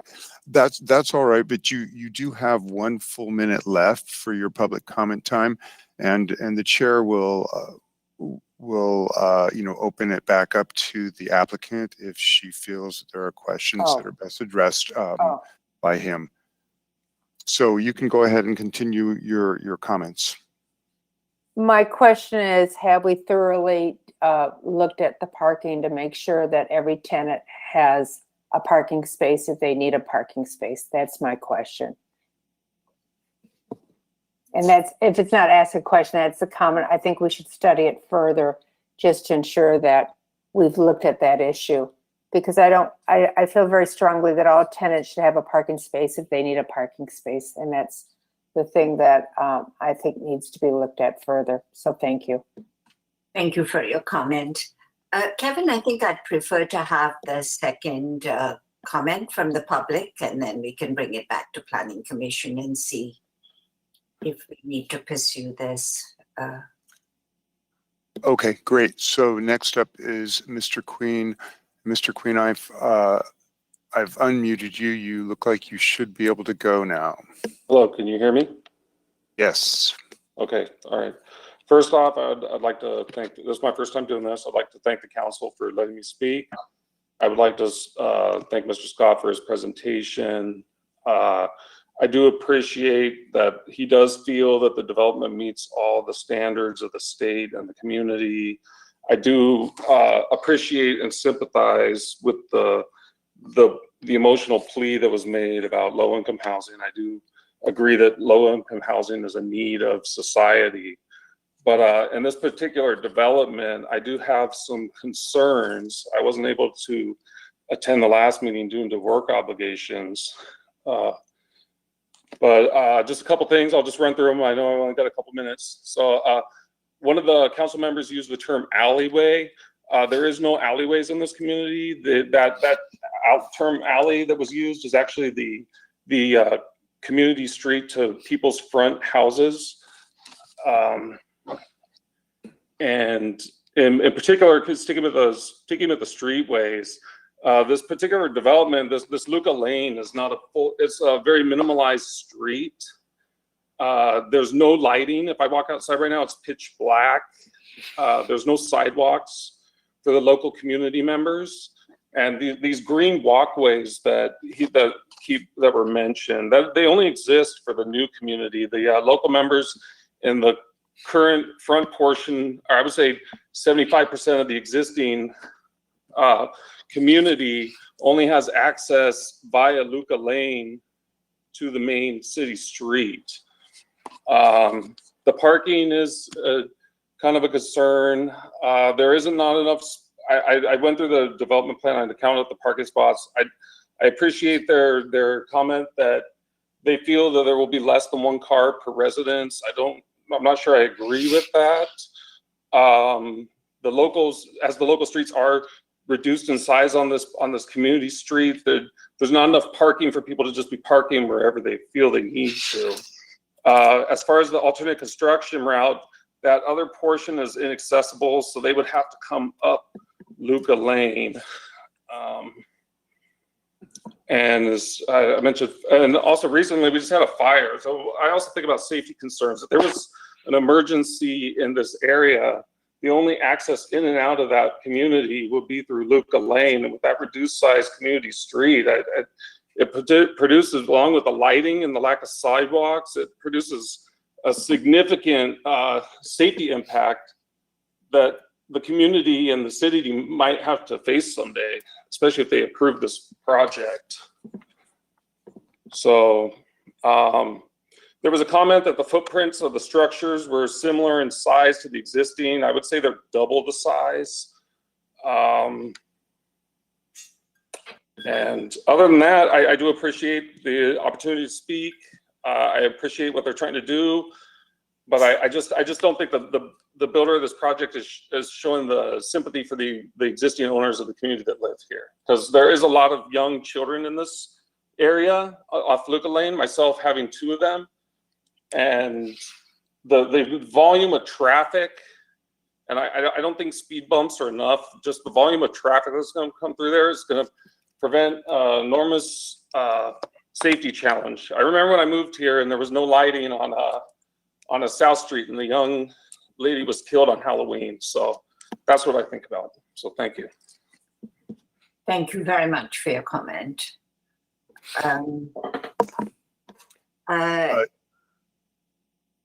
Yeah, Chair Dandekar, there are no additional comments at this time. Thank you. So, commissioners, we've talked quite a bit about the parking situation. Would you like to open it up again to have the applicant address some of the concerns, or are you satisfied with the answers you've received?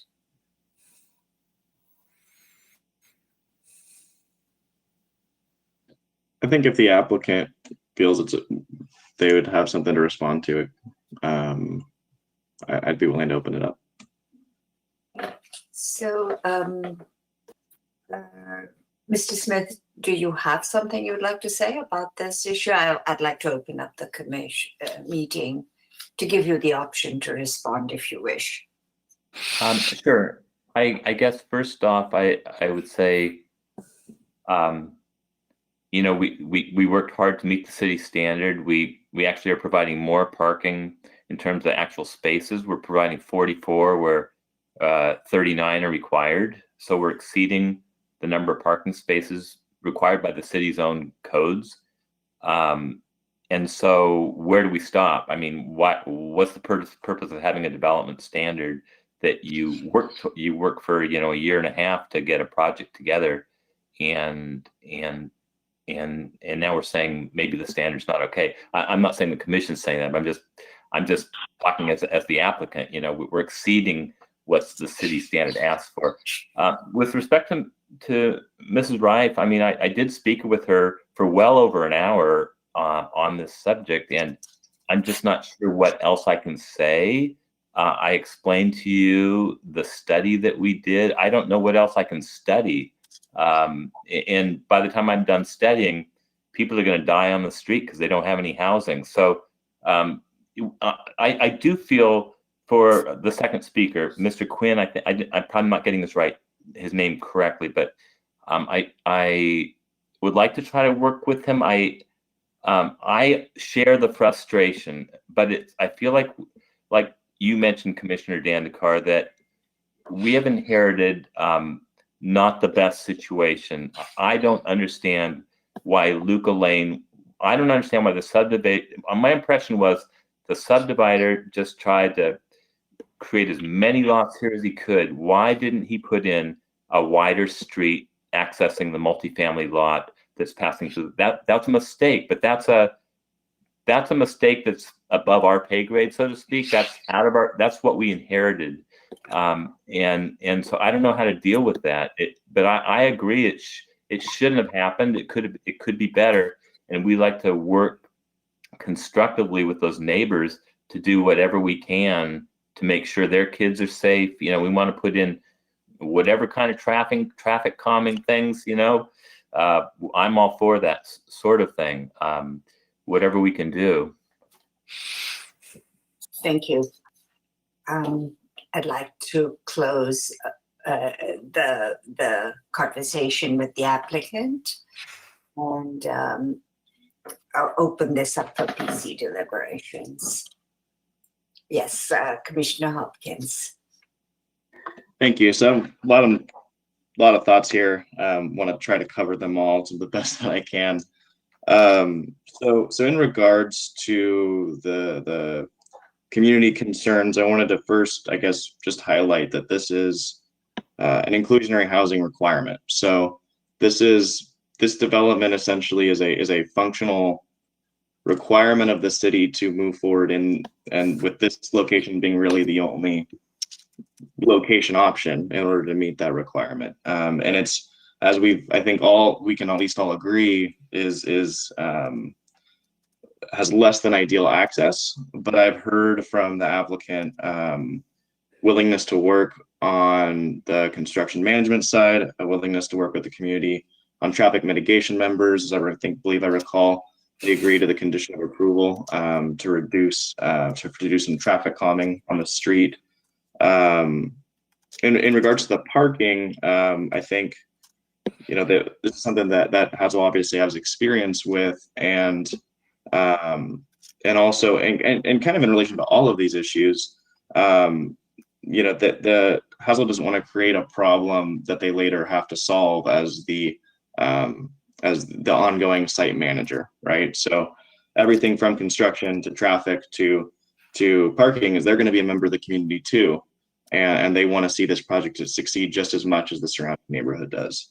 And I've heard at least a real willingness to work with the neighbors there. And I guess finally, I feel for the applicant on the timing and cost issues, and I guess I just implore for my fellow commissioners as we are thinking through conditions of approval to think through the very real cost, both time and cost constraints, because in the world of affordable housing, those really are one and the same. There really are only a handful of shots each year to apply for funding.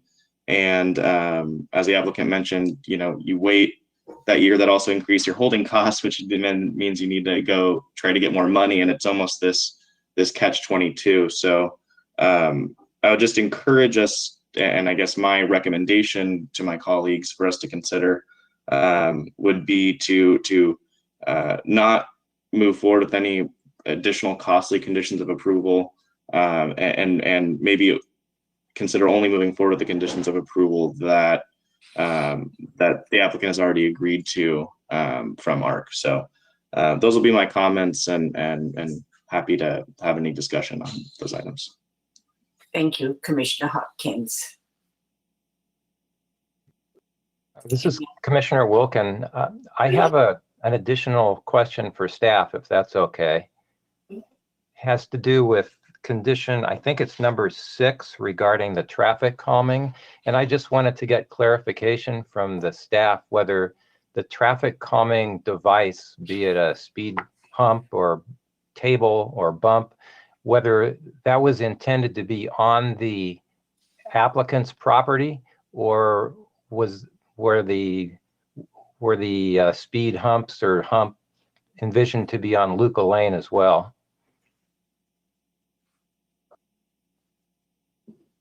Yeah, the condition would be for them to have it on their site. So probably real close to where that Luca Lane crosses the property line, so that's on their property, would be somewhere close to that line right there. Okay, thank you. And I had a number of comments, but I can make them now, or if that's okay, or if, yes, all right. Commissioner Jorgensen, he had his hand raised. Yeah, go ahead, Commissioner Jorgensen. I'd be ready to put a motion out, but I have one way or another, I'd like to incorporate your comments if possible. So go ahead, Commissioner. Okay. All right. Thank you. I echo the comments from Commissioner Hopkins, and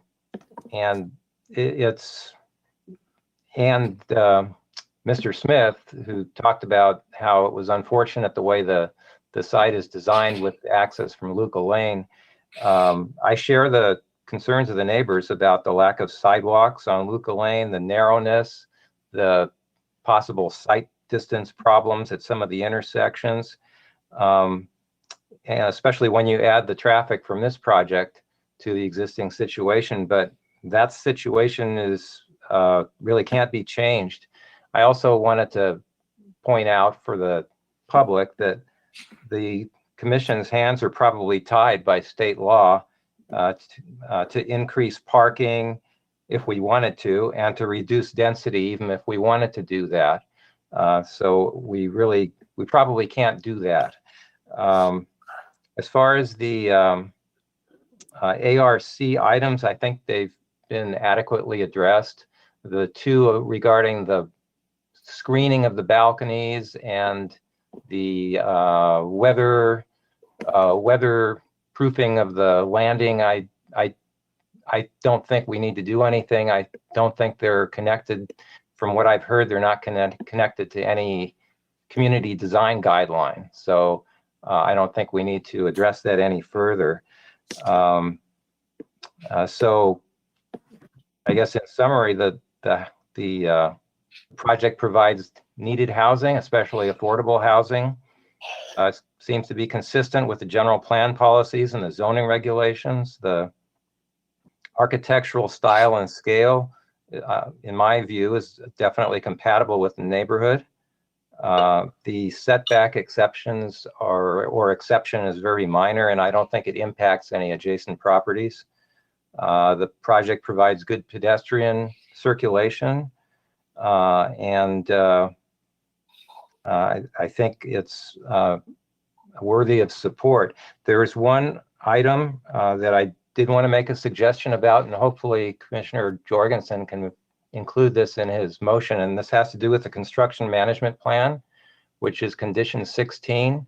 And I don't have the language in front of me, the existing language. So hopefully, I don't know if these items are already covered in the condition 16, but my suggestion would be to add language to condition 16 that says that construction access shall minimize impacts to residences on Luca Lane, number one. Number two, that the construction management plan include means to provide notification to the neighbors about the construction schedule. And number three, that there be a contact from the construction contractor provided so that the residences can contact that person with any concerns or complaints. So I would suggest those items be included in condition 16 if they're not already in there. I think the first one is already in there, Commissioner Wilkin. Okay. Number 2 and 3. I don't know if the staff could put up the language for condition 16 just so we can see it, but if Kevin will let me share my screen, I do have a little bit of draft language available.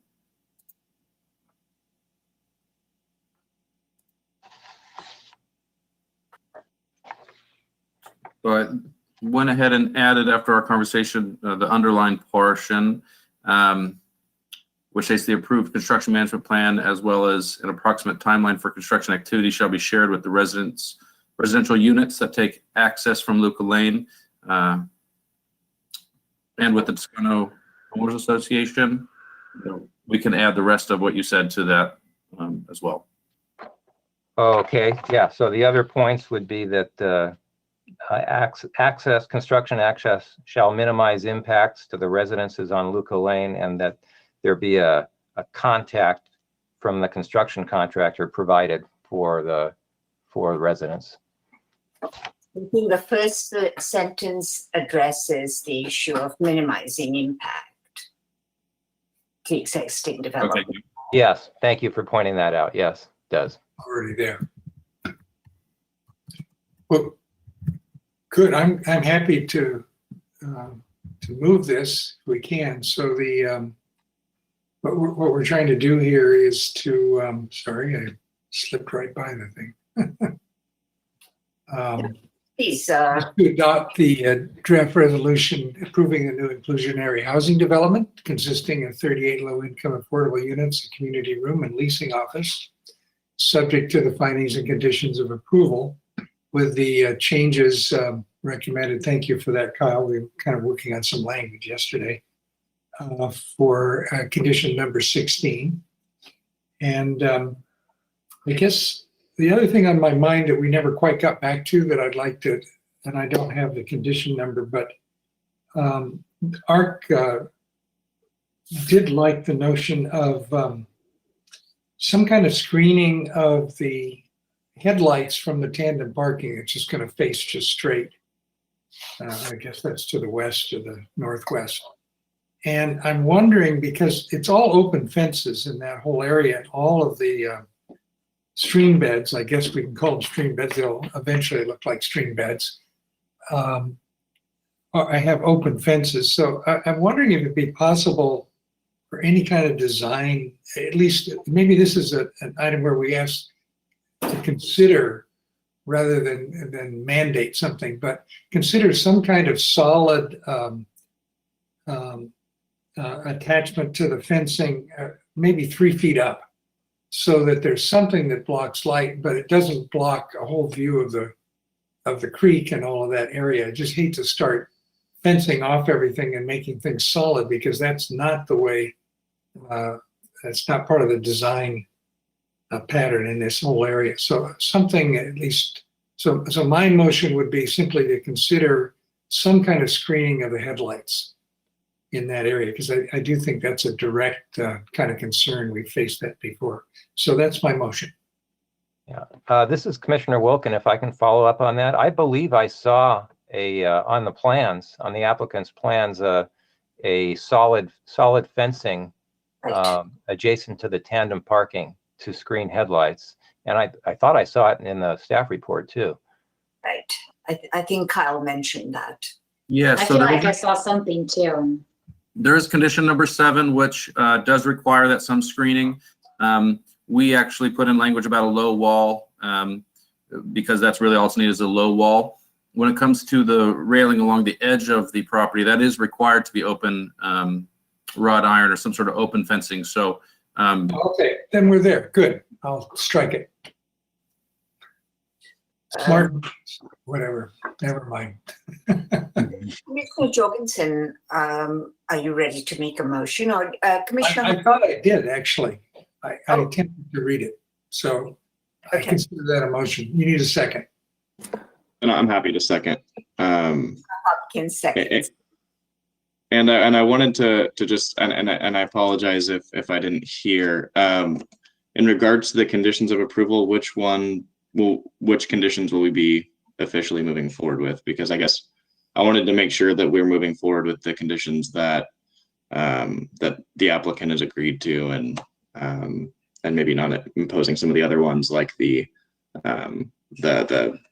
barrier on the second floor and the landing above the second Those floor. weren't included. The only thing was number 16. Apologize. Yeah. Thank you. The only condition we've changed is 16, which Great. has a construction management. To make it more transparent, add some public notification. Right. Thank you. I believe the others were ARC discussion items, but they didn't make it into the resolution, if I'm not mistaken. Right. Great. Thank you. And I don't think the applicant would object to the construction management plan language. Is that a hardship in any way for the applicant? Well, I suppose we shouldn't be having a dialogue with the applicant. I think I asked that question earlier, actually, and I think there was a positive reply. they'd Okay. like to work closely with the neighbors. Well, we have a motion and a second. Any discussion, any comments? Yes, Commissioner Schroesman. Yes, I appreciate the motion and the comments of my colleagues, Commissioner Hopkins, or Jorgensen, and Wilkin. I empathize with this whole process. I empathize with the neighborhood, the applicant. It's obviously not a perfect situation, and they've done their best to make lemonade out of lemons and seem like they're willing to continue to work with the neighborhood. And so I do, based on some of my questions before of the applicant regarding bike racks, and you all have heard me propose this before, but they sound amenable to the idea of a different type of exterior racks for the temporary bike parking. I can't say how much I appreciate the fact that Haslo is providing a bike to each resident in this complex. I think that's amazing, and I think it's great that they've done that before and found success. Hopefully there will be other family members and residents beyond the one bike space and bike that are used in the area. And so I would like to propose a condition, a recommendation, whatever you all think is appropriate, to recommend the peak style racks that I've pushed for in the past in other developments. I think they're much easier to use, and they're much better for locking all types of bikes too than the upside down U lock or racks. So that would be one suggestion that I would make. And then the other issue that I don't know if there's anything we can do about, but it might be, in addition to the traffic calming that's going to be put on the applicant's property section of Luca Lane, I don't know if it's possible to at least put, a sign of some sort at the entrance of Luca Lane saying private drive, children at play, or slow speed, or something like that, just at the entrance of that different property line, to give the residents in the current portion of Luca Lane a little bit more comfort that people are aware when they pull into that private drive. I don't really know how to put that into a condition, or I guess it's more of a question of whether that's even possible to staff. So I guess my comment would be that, those are private property in terms of the accessway and the area immediately adjacent to that accessway. So actually the HOA and the individual property owner could come to an agreement just themselves that a sign for slow speeds is necessary on that corner. So I'm not sure that it needs a condition. I believe the HOA and the individual property owner could just say, I want this on the corner at the entrance.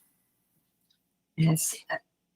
And as to the bike rack thing, I personally would trust Haslo's experience with dealing with the bike use and bike storage. They know the clientele, and I think it's in their interest to create a facility that works with the clientele that they deal with, that they have to manage it. So I would be of the opinion to leave it to the applicant's discretion and best practices as they see them. Okay, that's fine with me. Then I would just make that a recommendation. So if there are no, I share Commissioner Hopkins' desire to move this forward with the minimum changes to the conditions. It's a very badly needed project. It's in really good hands, and I think that it looks good, and I hope we can support it well. Yeah, I hope we can support it strongly. Mm-hmm. So if there are no other comments, could we Are there no other comments? I don't want to cut off debate, but yeah. I think will the Deputy City Clerk please call the roll of the motion? Vice Chair Jorgensen, Yes. Commissioner Hopkins, Yes. Commissioner Quincy, Yes. Commissioner Shoresman, Yes. Commissioner Wolkin, Yes. Chair Dandekar. Yes. Motion passes. Motion passes unanimously. That's great. So are there staff updates and agenda forecasts that we could receive now? I see Tyler Corey is there, so appreciate the update. Sure, and yeah, thanks to all the commissioners for getting through the agenda tonight. A few different items there to work through, so thanks for that effort. I'm going to go out 2 meetings, so looking out on 9/23, we have 2 items. So first one is a specific plan amendment, and this is for the San Luis Ranch development. It's to allow for some additional affordable housing on the commercial component. And it's also a track map to create 11 commercial lots. We also have a second item, which is a conceptual review at 600 Tank Farm. And this project, I think I've mentioned before, is 15,000 square feet of commercial and 280 residential units. Staff is working with the applicants and a consultant to kind of start the environmental review work on that project. So this will be just an initial look by the Planning Commission and some additional feedback on kind of what they have for site layout and development plan at this time. And then we'll look out to the October 14th meeting. We do currently have 3 items on that agenda. We have 650 Tank Farm. This is a project that is a mixed use, 17,000 square feet of commercial and 249 units. That's coming from a recommendation from the Architecture Review Commission. We also have 830 Orchid, and this is a redevelopment of a commercial property at that location. That's going to have 3 3-story residential buildings, 15 residential units, and then 1 commercial building at 1,500 square feet. We also have 207 Higuera, also coming from the Architecture Review Commission on a recommendation. That would be redevelopment of a commercial property. Again, a mixed-use project, 16 residential units and commercial tenant space at that location. So pretty full schedule for the next couple of meetings. And then we do also have agenda items scheduled out for the second meeting in October, but wanted to follow up later once I have a little more comfort to know exactly what will be on that agenda. Thank you very much, Tyler. I think that we are at adjournment. The regular Planning Commission meeting is scheduled for Wednesday, September 23rd at 6 p.m. via teleconferencing. Thank you to all commissioners. This is a long meeting, and I appreciate us being get to decision on all 3 items relatively expeditiously. I appreciate the comments. We need city can provide maybe some seat belts to strap us in, keep us here, look like we're still sitting up. Yes. Well, we have a heavy agenda for the next 2 meetings too, so I don't see this being any easier in the coming months. So thank you for your work. I think we're adjourned. Right. And just to note that appeals, the decisions of the commission are final unless appealed to City Council within 10 days of the action. Thank you very much. Thank you. Thank you. Good night, all. Good night.